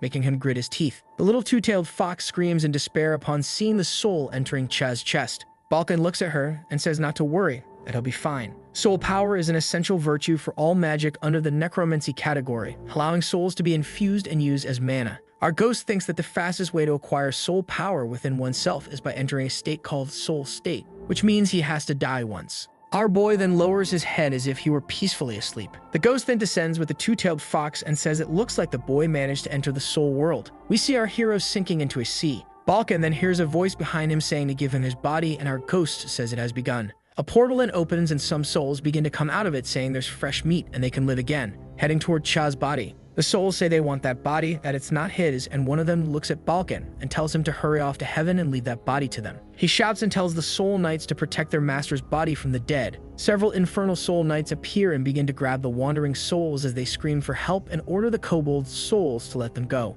Balkan uses his soul laser to expel some other wandering souls that were flying nearby, and meanwhile Ken appears at the door asking what's going on. The boy puts his hand on his head upon seeing the chaos in the room and yells, asking what the hell is happening there. Balkan looks back and asks if he's the manager of that place and tells him to help too. The little two-tailed fox is hiding in a corner, trembling in fear. She opens one of her small eyes and sees one of the wandering souls walking freely and laughing near her. The soul then says that the idiots left the boys back unprotected. Ken points at our hero and says that near him a wandering soul is trying to enter. Balkan yells for the kid to wake up because there are souls that are trying to steal his body. Little Fox then jumps onto Cha's back and uses her power to protect him with her aura. She then closes her eyes and begins to shine intensely. The two-tailed fox starts emitting a bright light around her. Ken and Balkan are surprised, questioning what that light is. The wandering souls wonder where that fox came from and what that light is. All the wandering souls agree that she's so cute with her adorable two tails. Falling to the ground, all the souls talk about how cute and beautiful the little fox is. Balkan, looking at his summons, realizes that even they have been caught by the little fox enchantment. Looking back, he sees Ken completely hypnotized by the little fox's charm as well. The ghost wonders if that's seduction and thinks it's doing much more than just controlling their desires. He says it's so strong that it affects souls and thinks that creatures mixed with divine blood truly are different. We see a giant green skull with glowing eyes saying it's too noisy there. Then we see a bit more of it as it says this place is in chaos. Balkan, seeing the monster, says it's a named monster and must have been a strong adventurer before death. He then thinks it'll be dangerous if a guy like that manages to take over Cha's body, while the skull eyes the body and says it's fresh meat. Balkan then says he has to stop him and collapses to the ground. He then thinks he's still under the effect of seduction, and he has no strength in his body. He shouts to the two-tailed fox to stop that spirit. The giant spirit says to get out of the way because he's not interested in her and calls her a little furball. She then, with energy radiating from her body, starts running toward him and leaps. The fox then screams and emits a bright glow again while the monster says that's a mystical creature. Two Tails then freezes mid-air with a pink heart coming out of her mouth and her eyes wide open. Balkan is in despair, thinking there's no way the little fox has already used up all her powers.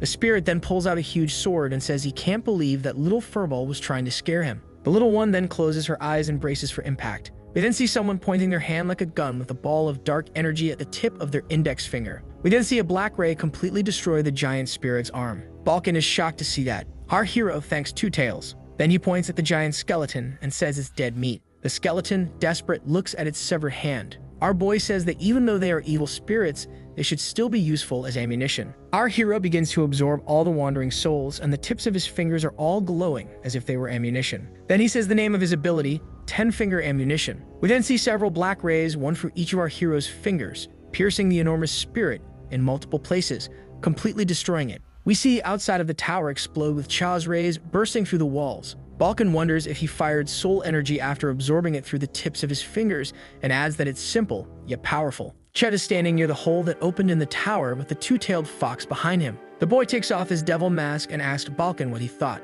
Ken is still smiling, but sleeping after being seduced by the little fox. Puppet arrives at the scene and is left speechless. At the door, he asks what the hell happened to the occupation transition tower. Our boy says it's a long story and asks what he came there for, and Puppet says he came to deliver something. One of his puppets was carrying a suitcase while he said those were the items they couldn't fit into the subspace of his overcoat. Opening the suitcase, he shows that it contains poisons of different strengths, a firestone, and an ice stone. Balkan then says they found those items faster than expected, and our boy began to say that Puppet had said something. Then our boy completes that Puppet said that Puppet was the one he used in battles from the 100th floor and up. Puppet, smiling, agrees with Cha. He then says that this delivery is the last he'll make as manager of the 10th floor branch, that he'll go back to adventuring and continue his climb. Our boy then asks why he's doing that, and Puppet simply says that he feels he needs to get stronger. He aims to become one of the greatest merchants in the tower and feels that his and the Golden Lich's presence will drastically change how the tower functions from now on. And with that change they'll bring, the skills of a 100th floor adventurer will no longer be enough to be an elite merchant. Our boy smiles and praises Puppet's determination while thinking that he reminds him of someone. Puppet reminds him of the Golden Lich at the start of his career. Chess says that when he's obtained the necessary skills, he should share his plans with the Golden Lich and with him. While bowing, Puppet says that's exactly what he wanted to hear and thanks him. Balkan and our hero watch from the hole in the necromancy room as Puppet leaves in his carriage. The ghost says he's gone, and our boy then turns back into the room. Next, he sits in front of the items the man brought, asking if it's time to feed his empty stomach. Balkan asks if he plans to eat all those items. Then, picking up the ice stone, he replies that yes, what else would he do with those items? He explains that his predation ability allows him to absorb the power of any item and make it his. Then he asks if he's not curious to see what new powers he'll gain after eating those items. Ken starts waking up from his sleep after being affected by the little two-tailed fox's seduction enchantment. He wakes up screaming and warning the challenger that he was in danger. Balkan then, looking at the man, says he's finally awake. The boy asks about the challenger and the little fox, and our ghost says they're safe and that he shouldn't worry. Then Balkan says that actually he's not too sure. Confused, Ken starts asking what the hell he's talking about. Then they hear a scream coming from somewhere at the end of the hallway. We then see our hero eating the fire stone and screaming in pain. While Chad is swallowing the fire stone, the two-tailed fox trembles on the floor as the nine-tailed fox says she's worried about her cub. The nine-tailed then asks him to stop showing such scary things to the little cub. After swallowing the stone, he screams and uses his predation ability. With his mouth burned, he pants heavily. A system window shows that he gained burn resistance. Then, picking up a small bottle of poison, he says what's left now is to gain poison resistance. Our hero says his stomach hurts and Balkan questions him, asking why he does all that, to which our boy says it's necessary. He needs to build tolerance against all the combat styles of the Ninja Star members. He continues saying that he especially needs poison resistance because they have a specialist there, and that if he had known that in the past, he wouldn't have died so horribly. One of the Infernal Soul Knights comes down to Balkan after finishing stacking all the orc corpses. He then asks if those were all the orcs nearby, and the Infernal Soul Knight nods yes. Our boy apologizes to the little two-tailed fox and says she can eat now as she jumps from his shoulder. Balkan asks if he doesn't have to crush the livers for her, and our hero agrees, saying she's still just a baby. The little fox reveals terrifying fangs and starts eating the orc livers without them having to do anything, but both are startled by her ferocity. We see the system window inform that she ate 127 livers out of the 999 needed to complete the mission. Shell looks at the little one and says he'd like to start a monster wave as much as she does, but the city is too big and would attract too much attention. Then our boy looks at Balkan and asks who he fought the previous day, and the ghost is surprised that he knew about that. The boy asks if he thinks he wouldn't notice the ghost's mana being used and asks if it was someone from the Four Emperors. Balkan then says he's right, and our boy is surprised. He then says he fought a dragon and that the opponent was quite strong. He continues saying he barely managed to keep the man from moving using soul energy. Concentrating energy around himself, our boy starts to wonder if someone from the Four Emperors had been there. Balkan tells him to calm down and not unleash his demonic power in the streets. Suddenly, he coughs up blood. Then he wonders if that might be a side effect of his predation ability, and Balkan says he warned him to take it slowly. Then he continues telling that it wasn't an ordinary dragon, and our boy asks what he meant by that. After some time, the ghost tells him the full story of his encounter with the dragon Hendrik and his fight against the man. Our boy then says that the man is a dragon slayer named Hendrik. Balkan says that's how he introduced himself, and our boy, eyes wide, says that's impossible. Then he wonders how the hell the man managed to separate soul from body. He himself thought it wasn't possible at first, but he's living proof that it is. Then he tells the ghost that he's heard the name Hendrik the Dragon Slayer before. Our boy says he's a very powerful adventurer who started by killing young dragons and earned the title Dragon Slayer by defeating all those who came after him. But he heard the adventurer died around the 800th floor, and Balkan says that based on his situation, the man may have fallen into a trap set by the emperors. Smiling, our hero says then he has to go and meet that Hendrik guy. Again, our boy starts having a nasty coughing fit, and Balkan says he's pushing his body too far. He says the predation ability is great, but everything he absorbs he has to digest, and the damage caused by the things he swallowed takes a while to heal. The boy asks if he wants him to get healed by a priest and end up having Balkan and his army banned by holy power. The ghost then asks what he plans to do or if he's just going to keep walking around coughing up blood. The boy then says the best solution would be to get holy powers himself, and the ghost says the kid is getting crazier by the day. The little two-tailed fox on his shoulder suddenly starts growling while our hero asks what's wrong. She starts whining, howling, and screeching out of nowhere while our hero starts shouting, asking what's going on and why she suddenly started doing that. Our boy tells her to stop because his ears hurt while Balkan looks to the side and notices something. Then he calls our hero and tells him to look around because those people seem very strange. He then wonders what's wrong with those humans who aren't even reacting to the howls and screeches from Two Tails. He goes on saying that he can't explain why, but it looks like all those people are walking together unconsciously. Then they feel the ground tremble, and something appears behind them. Both our hero and Balkan turn around to try to understand what's happening. They see a woman with a halo above her head walking nearby, saying it's a pleasure to meet him. The blonde woman with golden eyes calls him by the nickname Devil Mask. He then, upon seeing her, realizes she's a celestial and immediately opens his coat and begins to pull a sword from inside while laughing and asking if she's really happy to see him. Our boy starts to say he's not that happy to see her, but the Celestial is quicker. She appears right in front of him and grabs the sword's hilt before he finishes drawing it, telling him not to do something he might regret later. The boy then thinks she's very fast and starts to wonder when she even got to him. The girl looks at him and says once again that it's a pleasure to meet him, Devil Mask. Our boy thinks the Celestial is really strong. He can't even move. She then touches our hero's face and says the inside of his mouth is severely injured. Still analyzing our hero's body, she says his throat and internal organs are seriously damaged, and our boy asks her what she's doing. The Celestial's halo starts glowing with a golden light. She then, with a serene face, touches our boy's body while still emitting that golden glow. He recognizes the magic the girl is using and opens his eyes wide. Then he takes a step back and Balkan asks if he's okay. The little fox is already preparing for combat. Then he realizes that all of his internal injuries are healed. Our hero thinks those are definitely the holy powers of a Celestial, while she asks if that's enough to prove she didn't come as an enemy. She introduces herself as Uriel and says she is part of a group of Celestials titled the Wingless.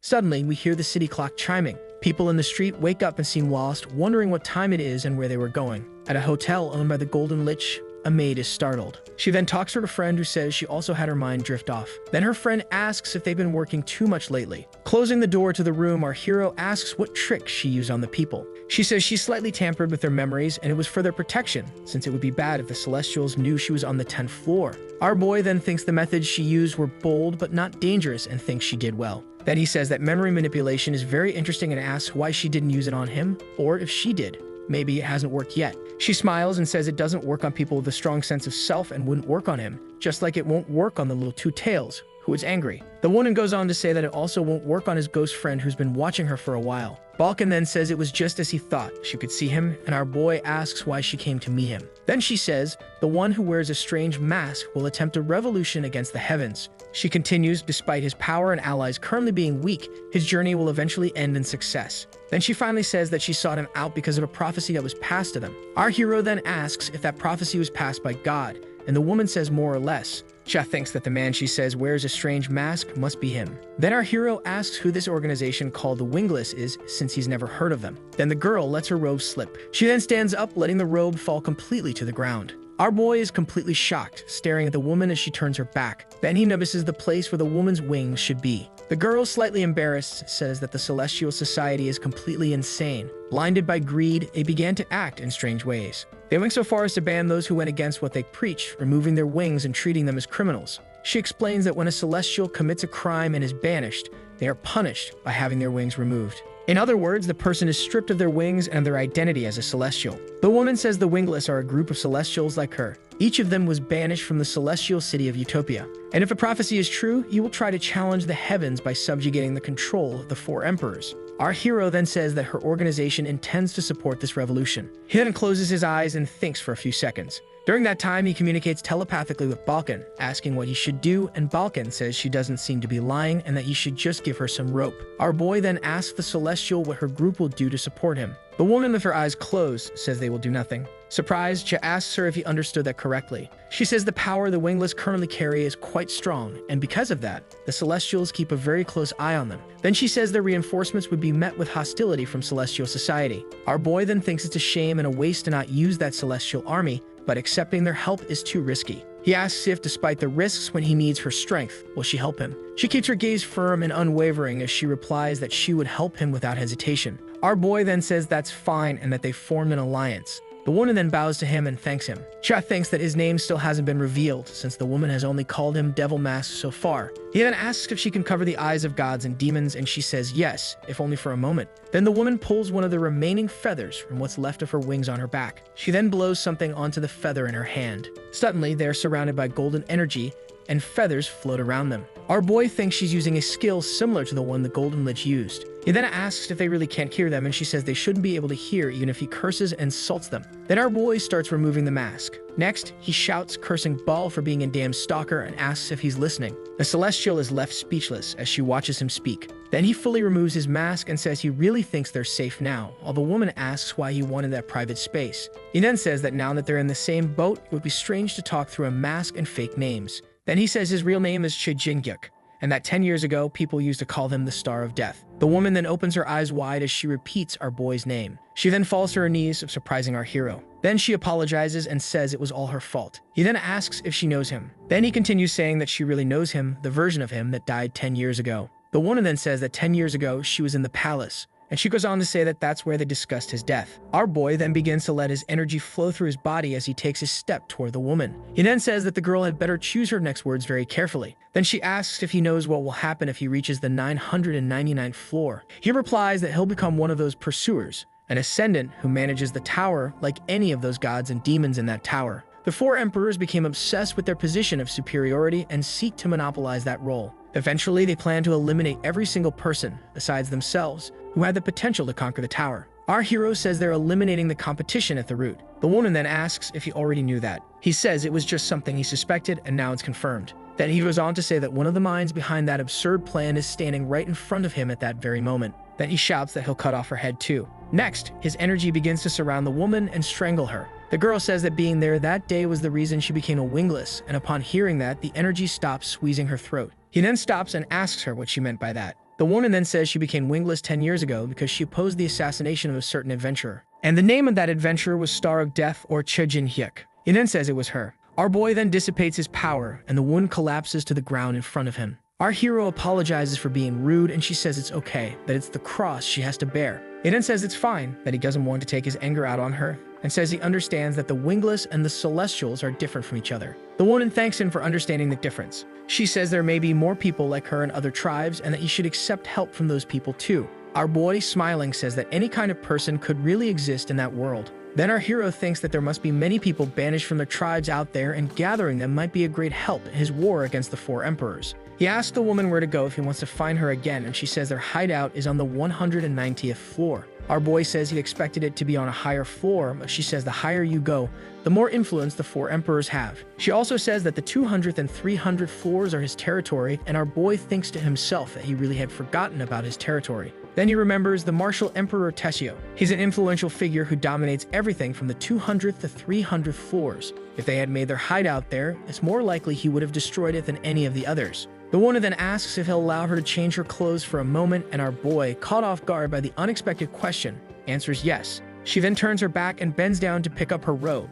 Our boy then notices her back again and what's left of her angelic wings. He then asks the woman if leaving something with him would leave a trace. The woman then replies no, but the celestials are after them, and the only thing she brought was her body. Then with a smile on his face, our boy says her body is more than enough. The woman then gets flustered and starts asking what kind of person he is. Our boy then shouts that it's not like that and that he meant her wings, not her body itself. The woman then relaxes and says if that's it, it's fine. He can take as many as he wants because they grow back. While she plucks one of her feathers, he thinks he was being cautious exactly because he didn't know whether they grew back or not. The woman then places several of her feathers into our hero's hand. The boy says she can't give them to anyone else and asks if celestials have the ability to track the owner of a specific feather. He then says he was planning to eat them all himself, and the girl, confused, asks if he really intends to eat them. The girl says again that he really is that type of person, while he defends himself, saying he's not. She then says she'll leave the rest to him and that they'll meet again in the City of Dreams. Our hero then says he'll make sure not to disappoint her. The woman then, putting on her robe, says she's looking forward to seeing his progress. She then opens the door and starts walking away. After that, she teleports, leaving a few feathers floating in the air. The little two-tailed fox starts making some noises, getting Cha's attention. Balka then asks the boy if he's going to eat the feathers now, and he says yes, that he's too excited to wait any longer. Looking at the feather in his hand, he wonders if he'll be able to endure divine power, and what kind of abilities he'll gain by absorbing the feathers. Balkan then says to do whatever he wants, because he gave up trying to stop him back when he drank the third bottle of poison. The ghost then approaches the little fox and says she shouldn't eat everything she sees in front of her like that kid does. Our boy then swallows one of Uriel's feathers. A few seconds later, something happens inside him. He begins to glow from the inside out, trying to absorb the divine power leaking from his body. Balkan, feigning disinterest, says whatever, that he won't get involved. While our hero tries to endure the divine power suffering, Balkan tells the little fox that they should go play flying. Our hero howls in pain as he still tries to hold himself together. In the moments that follow, his head begins to spin and his vision becomes completely blurred. He sees himself lying in a hall filled with water.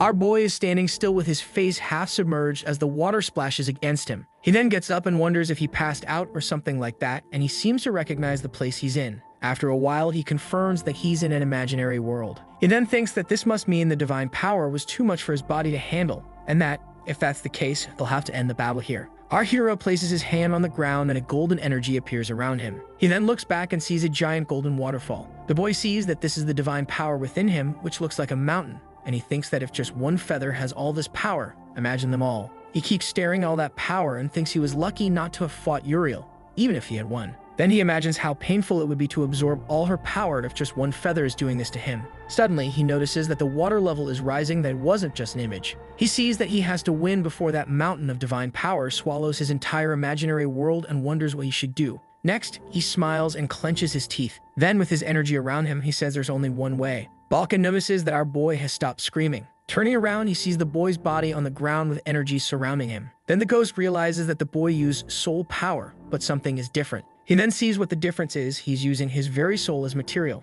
The little two-tailed fox looks worried. Balkan then says to believe in him and that the fact he started moving must mean he has a plan. The little fox understands but clearly remains concerned. Balkan thinks he's not the only one who wants to see the boy's full potential. Smiling, he wonders how the boy will surprise him this time. Then, using a straw of shadows, he tries to swallow the divine water, and after some time wonders if maybe that's not the answer either. He must create an image with his soul power and create something that can suppress the divine power. Then he thinks that since he absorbed that divine power with his purgation ability, maybe if he created something that could eat that divine power, it might work. If this keeps up, he will fail, and if he gets overwhelmed by the divine power, he'll either have to release it or lose his mind forever. He then stops and asks himself what the hell he's thinking and saying. He then thinks that this place is made from an image created by his soul, that he can do whatever and however he wants there. Shadow teeth begin to emerge from the ground amid the flood. Then we see a giant shadow shark form behind him. Smiling, our boy says now they will really fight. He then launches the shark toward the mountain of divine power. The shark begins to swallow large amounts of divine water. Our boy smiles and says that this is what he was talking about.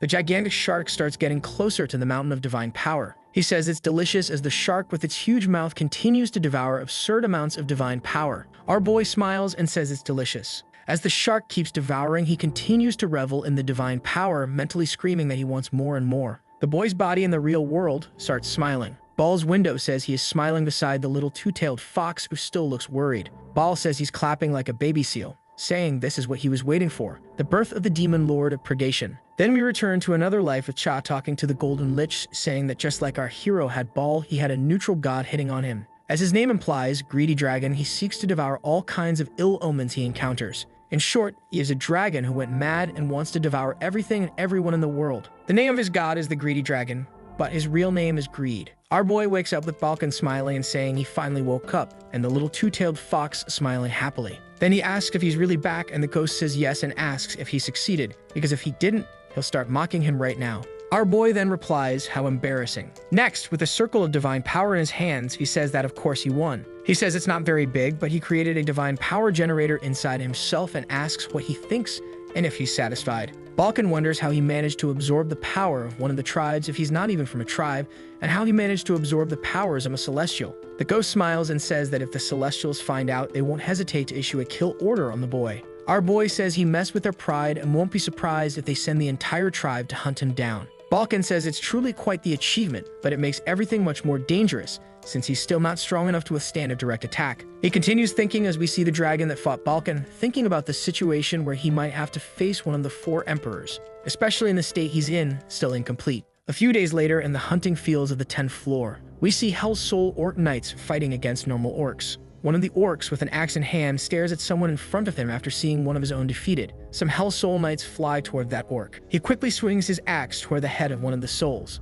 and ends up disintegrating it with his powerful strike. As the scene unfolds down on the ground, Balkan watches from the top of the hill. Our hero arrives behind him, with a huge pile of orcs behind him, and says that now it's really started. The orc slices down another one of the shadows sent to kill him. The next one in front of him is cut in 2 by the powerful orc's axe. He then roars in rage as he kills the last shadow that came after him. Suddenly, the Hell Soul Knight that was in front of him, cut in 2, begins to emit a golden glow from the wound. The orc notices that something is strange about that Hell Soul Knight he defeated. Suddenly, we see a black hand with a celestial energy circle in its palm. Then we see a Hell Soul Knight in a robe using divine power through his hands. Our boy arrives behind Balkan and asks how their new soldier, the Divine Soul Knight, is doing on the battlefield. They both look down and the ghost says he's doing very well, just as expected. He says that now, with a healer dedicated to the spirits, healing and reviving the lesser knights, it completely changed how necromancers fight. Balkan says that since they're using divine energy, many of the test objects are entering nirvana and becoming useless, and our boy says they have to be careful.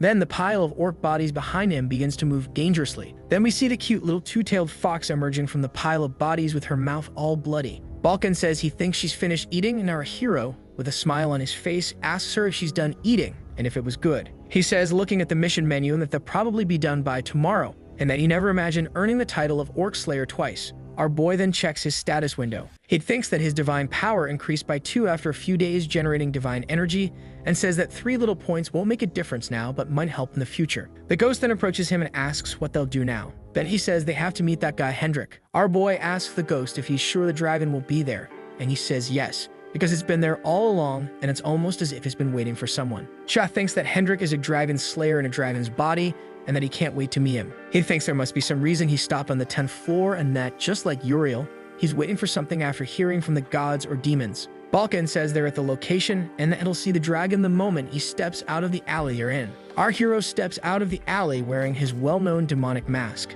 and as promised, he sees the dragon standing in the middle of the street in front of him. Then he sees with his own eyes and thinks that the man really did become a dragon. Cha then asks if they should go over there, and Balkan says he just has to go and talk to him, unless he has some other plan. The ghost continues saying that it might be that he's not the man he's waiting for and could end up provoking him unintentionally. He says that if it ends up going that way, then they'll just have to fight. Balkan, with clenched teeth, says that he's a lunatic. That the ghost says to do whatever he wants but not to involve him, and our hero says he knew he was afraid of Hendrik ever since the last beating he took. Our ghost defends himself saying that he, the first soul master, didn't take a beating, and our hero says he's clearly lying, that he did take a beating and ran away. The dragon, meanwhile, is still standing in the same place and then closes his eyes. He then remembers, flashing back to the past, his face full of scars and bleeding. A voice then tells him that on the 10th floor, a man will fulfill his wish and that he should wait. Our hero then appears in front of the dragon and asks if his name is Hendrik, with Balkan behind him and the two-tailed fox on the ground. Then he says yes, that's him, and that he was waiting for the boy to speak to him first.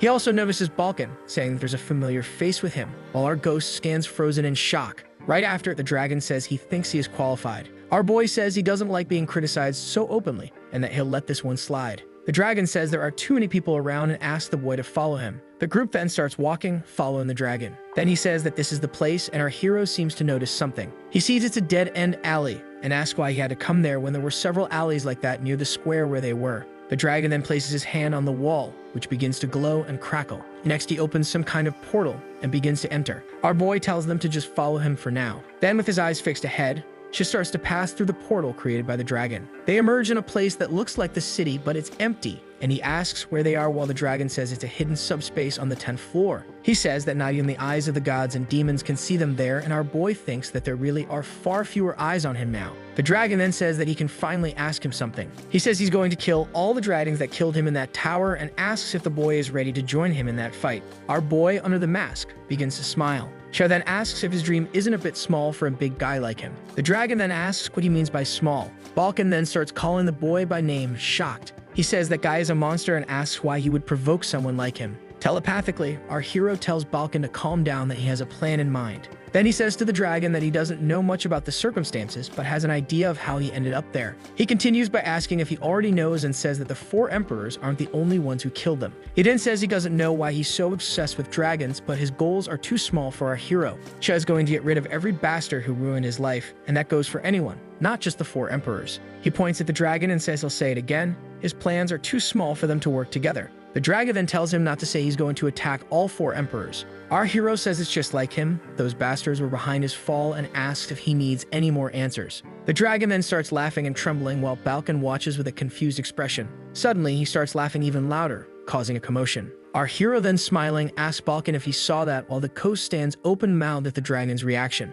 Hendrik then asks if that's really it, and says that the boy is right, and then apologizes. He then says that the man in the prophecy Uriel mentioned was indeed him. Our boy is then surprised that Uriel has already made contact with him. The dragon then, using his thumb to start unsheathing his sword, says he likes the boy. And then he says that he's going to test for himself whether all that determination is real or just a lie. He then asks what the name is of the boy who desires revolution. Our boy removes his demonic mask and introduces himself as Chijingyuk, the Star of Death. Then someone behind them yells, cursing Hendrik, calling him a damned lizard. He asks if he's there to cause trouble again and if he hasn't already gotten what he wanted. Hendrik then says that he arrived, and our hero asks if he knows that man. But before finishing the sentence, he widens his eyes in recognition of the person behind him. The dragon says that he is a blacksmith who lived there before he discovered that place, and that this is the man who forged his sword. The hobgoblin says that's right, and that since he already got his sword, he should leave, and asks why the hell he came back. Still in shock, our boy thinks that it can't be. Both our hero and Balkan are in shock that the man is a hobgoblin. The hobgoblin then says that it's quite the combination,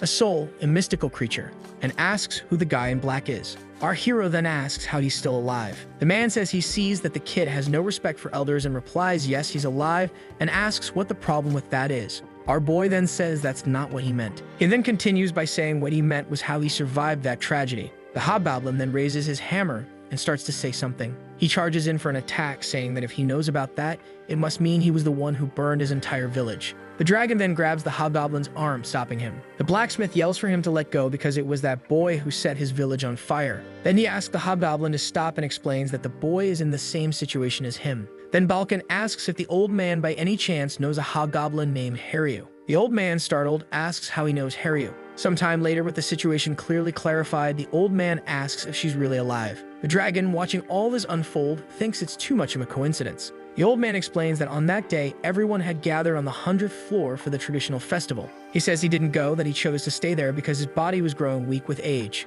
He continues saying that the tragedy then happened and he ended up surviving. The old man asks where the girl is and if she's safe. Our boy says that she's on the 9th floor now and will meet them soon. He then says that the mask the boy is wearing belongs to her. Our hero says yes, that she gave him the mask as payment for saving her life. The dragon then asks if the other hobgoblin is strong, and our boy says she is, but she still needs some training, although she could probably defeat the two of them. He then also asks if she's a temporary companion or if she'll stay with them until the end. Our hero says she's a companion to the end because he promised to join her in her revenge when he accepted her mask. The blacksmith then grabs our hero's hand and thanks him. He then introduces himself as Geno and says he was the blacksmith of the hobgoblin village and will use all his skills to support him. The old man then asks him to rebuild the village with Haryu, and our boy says yes, of course. Balkan then thinks to himself that the kid doesn't know receiving a hobgoblin mask is a marriage proposal. He then says that our boy can take any item he wants from his workshop. Our boy says those weapons are on a level above the ones the Golden Lich got for him, and the dragon says the old man is a great blacksmith. Sometime later, the dragon tells him it's time to leave, and our boy informs the blacksmith that they're heading out.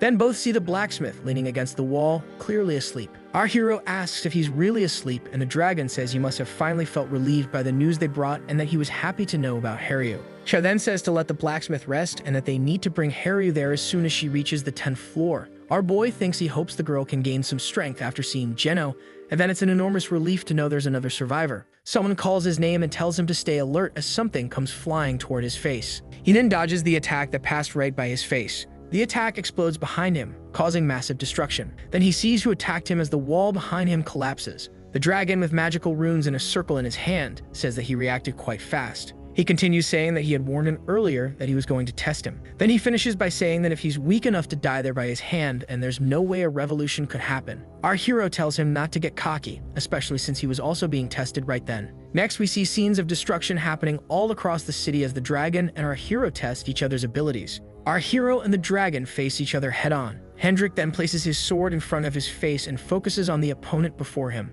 He then slashes and swings his sword, slicing Cha's Hell Soul Knights to pieces as he charges toward our boy. Then the dragon notices swords flying behind him. The dragon begins to deflect the sword attacks coming from behind while shouting that the boy is using dirty tricks. Hendrik grits his teeth as he looks up and sees our hero charging at him with a staff in one hand and a sword in the other, not giving him room to breathe. Our hero then comes down, attacking the dragon with his sword. With an extremely fast movement, the dragon dodges by taking a light step back. Then our hero wonders how he dodged his sword, which he had mastered using the jack-of-all-trades skill. Hendrik then grabs Cha's sword hand. He then throws our hero against the wall. With the impact and sound of the blow, a little two-tailed fox wakes up from her sleep along with Geno, who continues sleeping. The dragon then praises the boy's movements, saying that for a mage or a necromancer, he's an excellent swordsman. He then points out that the problem with the boy's necromancy is that he can only summon monsters up to the 10th floor, which are weak. Then Balkan behind him asks if he's sure about what he just said as black chains begin to form around him. Balkan asks if the first Soul Master counts 2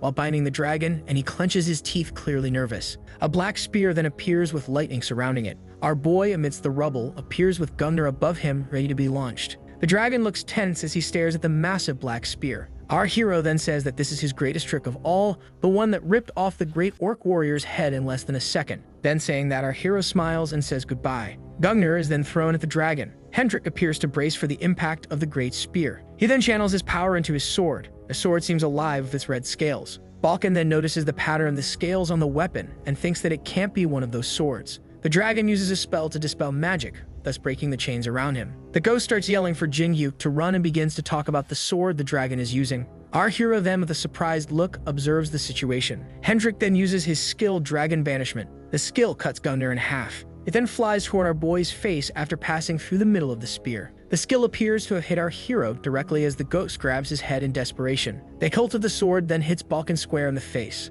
The dragon then asks if that is Jin-Hyuk's strongest weapon. Looking back, he jumps and says that now our hero has no more summons available. As he was jumping upward, our hero appears beside him, saying that the dragon is wrong. He says Hendrik forgot about him, that he is his strongest weapon. Then he fires several shots with his crossbow at the dragon. Clearly missing the target, the dragon says that compared to how he fights with a sword, his archery and general aim are terrible. The 2 shadow arrows he fired explode behind the dragon and split into several others, flying toward his back. Hendrik realizes that the arrows the boy fired were magical as he looks over his shoulder and sees our hero holding the staff in his mouth. The magical arrows then pierce the dragon's body in several different places. Coughing up blood, the dragon feels the force of the arrows in his body. Our boy thinks that the arrows landed a critical hit on the target and that he'd better rush in and finish the dragon while he still can. He then grabs the mask and thinks that he wasn't able to use the mask properly when he was with Haryu, but now he can. He puts the mask on his face, invoking its power. Our boy begins to approach the dragon at high speed as he falls to the ground.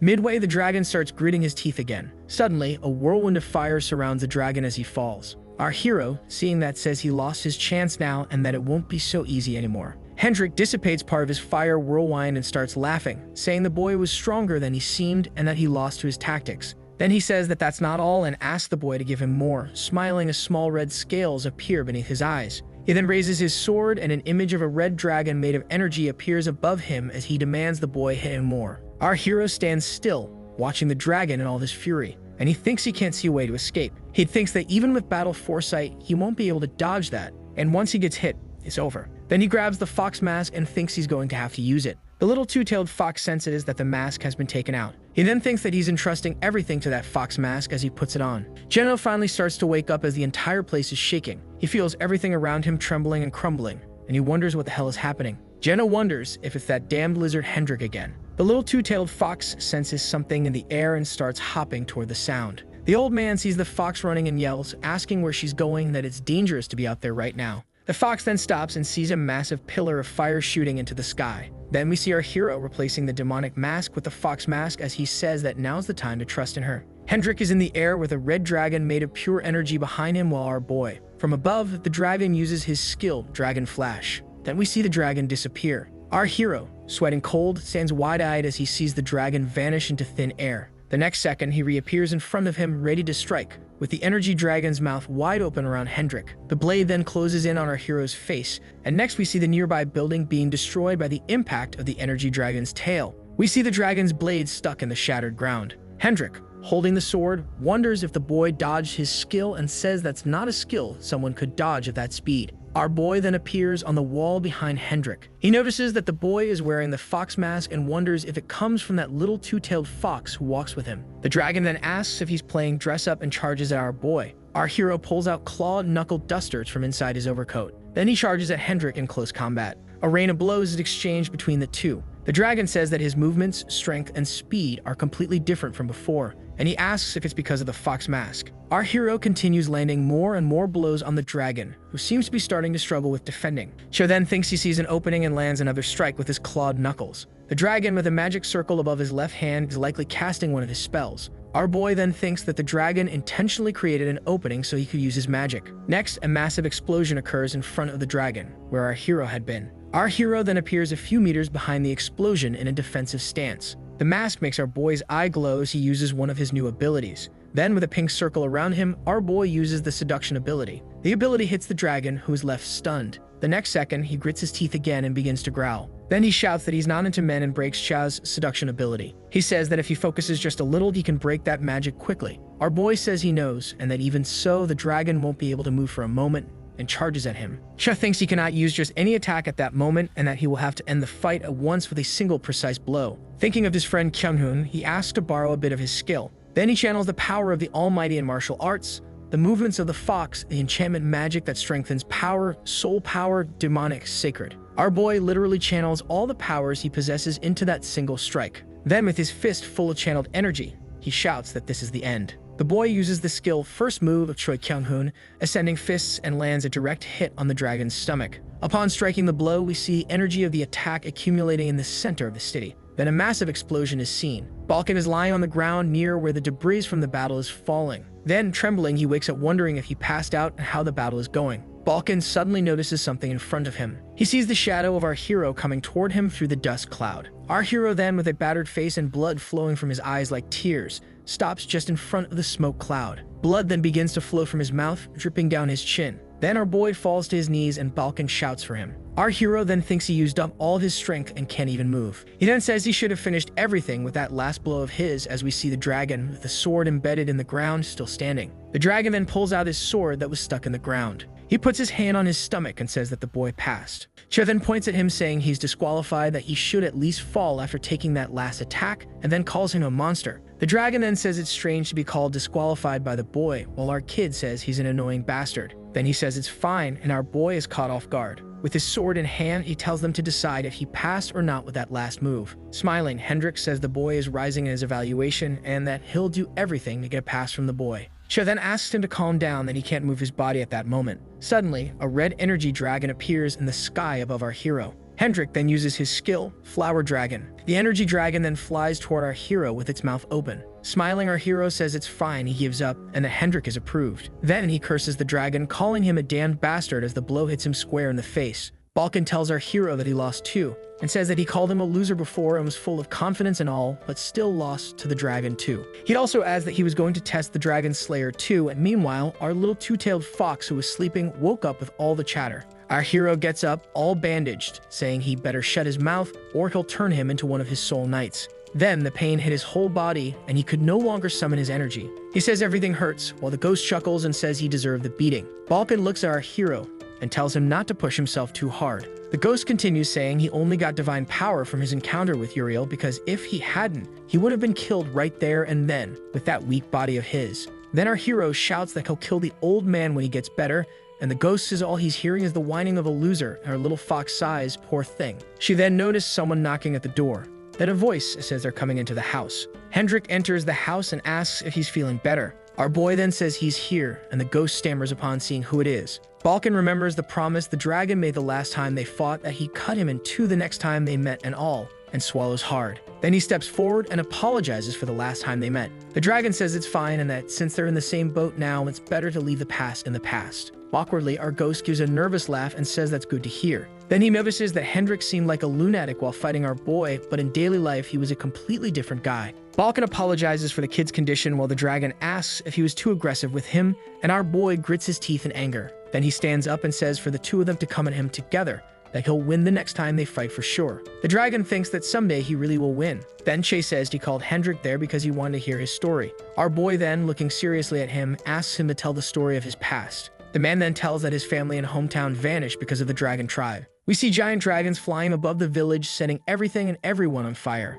Hendrik miraculously escaped the massacre. All he saw were dragons flying over the city, burning people and buildings, destroying everything. Absolutely the only thing he could feel at that moment was hatred for the dragon tribe. After that, all he did was climb the tower like any other player, and luckily he was talented enough to make it that far. Our boy points out that Hendrik's story is very similar to someone else's he knows. Then he continues saying he started killing dragons for revenge on the 600th floor, and our hero says he was pretty fast. He began to attack the 4 emperors, but they quickly started retaliating against him, and our boy says he doesn't even want to imagine what that must have been like. Hendrik said that fighting them became his daily routine, and that the stronger he got, the weaker the penalties they imposed on him became. After reaching their base on the 800th floor, they weren't there, and all our hero could think about were the imposed penalties. That he remembers that the system applies penalties to players who are far too strong when descending to lower floors to limit them and avoid monopolies. That's why he was able to withstand the Golden Lich's attacks, otherwise he would have been killed in a single strike. Our boy then asks the dragon what was the highest floor he reached.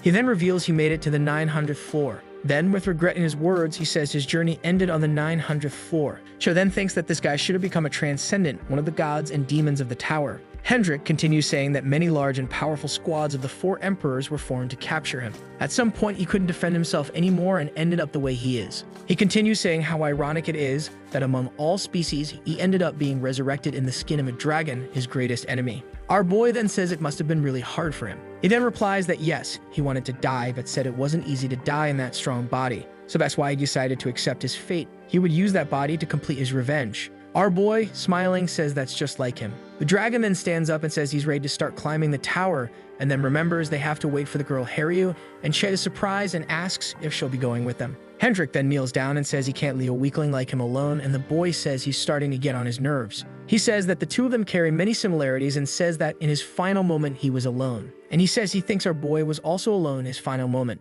He continues then saying that they have to learn from past mistakes, and that they were stupid enough to think they'd defeat them alone. Our hero says that he's right, that they need friends and companions who will fight by their side. The dragon then says he would like to propose something. He then asks why not form a guild. Chet is surprised by the question. We then see the 600th floor, the headquarters of the Holy Solo Guild. A woman walks through the guild halls, saying she's annoyed. She rudely opens a door and asks what's going on to her brother Kane. Then we see Kane watching the White Devourer Guild headquarters on the 10th floor burning. Kane says he received an interesting report from the 10th floor. Then he tells Carmen that someone burned down the guild house on the 10th floor by themselves. According to the information sent by Beck Julio, it wasn't an attack from a rival guild or any other group. Carmen says that's impossible, that no matter how strong they are, the system applies severe penalties on such a low floor. Snapping his fingers, Kane says that yes, it's impossible to destroy a guild house alone after receiving all the penalties from the 10th floor. Which means the person who did this became insanely strong after climbing just 10 floors, just like they did the first time they climbed. Carmen stays silent, thinking the possibilities. Kane then says they still don't know the full potential of that person. She then asks what they'll do if, by any chance, he is as strong as they think he is. Smiling, the man says there's only one thing to do. They'll have to get rid of them the same way they did 10 years ago. He then tells her to hire a bounty hunter, a very strong one. Then we see a woman blowing the barrel of a gun. She walks after having hit a giant snake just below its head. As the snake falls dead behind her, the girl gives a slight smile. Our hero agrees with Hendrik's idea of creating a guild, but there's still something that bothers him. He still hasn't completed the mission given by Bale. He needs his name to be known throughout the entire tower before reaching floor 100, and it would be troublesome if his name and reputation ended up overshadowed by his or the guild's name. Then the dragon says he understands and asks if it's a mission from Ball. Hendrik then says the answer is simple then. He says the one who should be the guild master is him, Chijin Yuk. Our boy is shocked by the dragon's proposal. He continues saying that he has no interest in the position to begin with, and in fact doesn't have the confidence needed to do a good job in that role. Then he finishes by saying that as a fantastic necromancer, it should be natural for him to lead an army. Our boy says that, as much as he doesn't want to admit it, he is weaker than the dragon, and that if he becomes the guild leader, he'll have to give him orders too. Then he asks the dragon if he really feels comfortable taking orders from someone weaker than him. The dragon immediately falls to his knees. Then he makes a formal bow with one knee on the ground. Chip begins to ask what the hell he's doing, but he's interrupted by the dragon saying if that attitude is enough as an answer. The dragon thinks the boy has no idea of the humiliation he's already had to suffer, of how extremely furious he's been and how defeated he's already felt. The boy then says that that must mean this is nothing to him in order to achieve his revenge, and the dragon says yes, exactly. Smiling, our hero says fine, he'll gladly accept the position of guild leader so they can pursue their revenge. Hendrik says the boy made an excellent choice. Balkan then asks what the name of the guild will be. Then the boy remembers Uriel's phrase that the one who wears a strange mask will lead a revolution against the heavens. Che then says the name of the guild will be Revolution, that nothing else fits better with their goals than that. Balkan says they can create a guild now by paying a fee to the company, so our hero says they just need to talk to Puppet and they'll create one for free. The boy Halshin welcomes the Lord of the Demonic Mask. Our boy then says he forgot, but Puppet is already gone. Then he asks if the boy replaced him and he says yes. He's now the one in charge of the 10th floor branch. Then he asks why the hell Ken is there. Ken says he was wandering around while the tower was being repaired and ended up meeting Halshin, and the two of them got along and became good friends. Then Halshin asks why they're there that day. Our boy then tells Halshin he wants to create a guild. Smiling, he says all right, and that if it's a guild created by the Lord of the Demonic Mask, everyone will want to join. But he needs at least 2 people to start a guild. Then the dragon, the two-tailed fox, and Balkan enter, and the boy asks if that's enough then. Ken gets scared and shouts that it's the dragon from the city square, and Halshin, excited, asks if he managed to convince him to join his group. Cher then asks if the guild member present is some kind of celebrity, and the dragon wonders what that celebrity thing is, if it's a compliment or not. Then our boy says those aren't the only members he has, that he's sent invitations to future members. He says he'd like him to take care of the paperwork before people start arriving to join the guild. Then we see the blacksmith receiving a letter via the system's mail. Puppet is talking to someone when one of his puppets shows that it received a letter from the system. Haryu, while fighting the warrior or boss on the 10th floor, receives the letter in the middle of the battle. Golden Lich at his desk full of gold coins also receives an invitation letter. He then, opening the letter and reading it, says how interesting it is that Chejin-hyuk is forming a guild. We see a finger with energy at its tip, forming a small black flame. Soon after, our boy is using his 10-finger bullet skill, firing a blast from each tip of his 10 fingers. As the blasts head toward their targets, our boy begins using another enchantment, causing a diagram to appear in front of each of the blasts. He then uses division magic, making each of his blasts multiply, hitting countless monsters at the same time. Our boy is facing several monsters with massive holes in their bodies, with many pieces missing from having been hit by more than one blast. The dragon then asks him if he also received a mission from the nine-tailed fox, and he says yes, but he thinks the fox's mission he can finish today. The little two-tailed fox is among the corpses, eating every liver she can imagine, while the system window shows that only one is left. Our boy starts complaining that it was about time she managed to eat all the livers she needed, while the little fox swallowed the last liver required for her mission. He continued saying how tired he was of feeding the fox, while the number in the system window changed from 8 to 9. An explosion of pink energy happens among the corpses, where the little two-tailed fox was when she swallowed the last needed liver. The dragon then asks if he knows what the hell is going to happen once she finishes the mission, and our boy says the nine-tailed fox never told him. We then see a huge pink egg full of energy flowing into it. A system window from the nine-tailed fox says that she will find her true form, while our hero says it will be the nine-tailed fox. Balkan then, wide-eyed, tells our hero to look ahead. Suddenly, amidst the intense pink glow and where the energy-filled egg was, there's a human silhouette with long hair. Our boy is also wide-eyed, wondering what that could be. Then everyone sees a girl with a symbol on her forehead, and our boy says that is the true form of the little two-tailed fox. The girl flies and falls into our hero's lap, who is startled and catches her. Balkan and the dragon ask if he's okay, while Baal congratulates him, saying the child is beautiful, and the nine-tailed fox says it's only natural for her to be beautiful since she is her daughter. The little girl in his lap says pa, and our boy repeats the word, not understanding anything. She then finishes the sentence by calling him father. Cha, the dragon, Balkan, and Boyle are all surprised and wide-eyed because she called him father. Another person arrives on the scene asking why father. We then see Haryu with a face like she's about to kill one or two people, asking our hero if in the time she was gone, he had a daughter. Our hero then wonders why the girl suddenly showed up there, especially at that moment. So the video ends here. If you don't want to miss the next part, activate the notification bell, and see you next time on Tob's channel.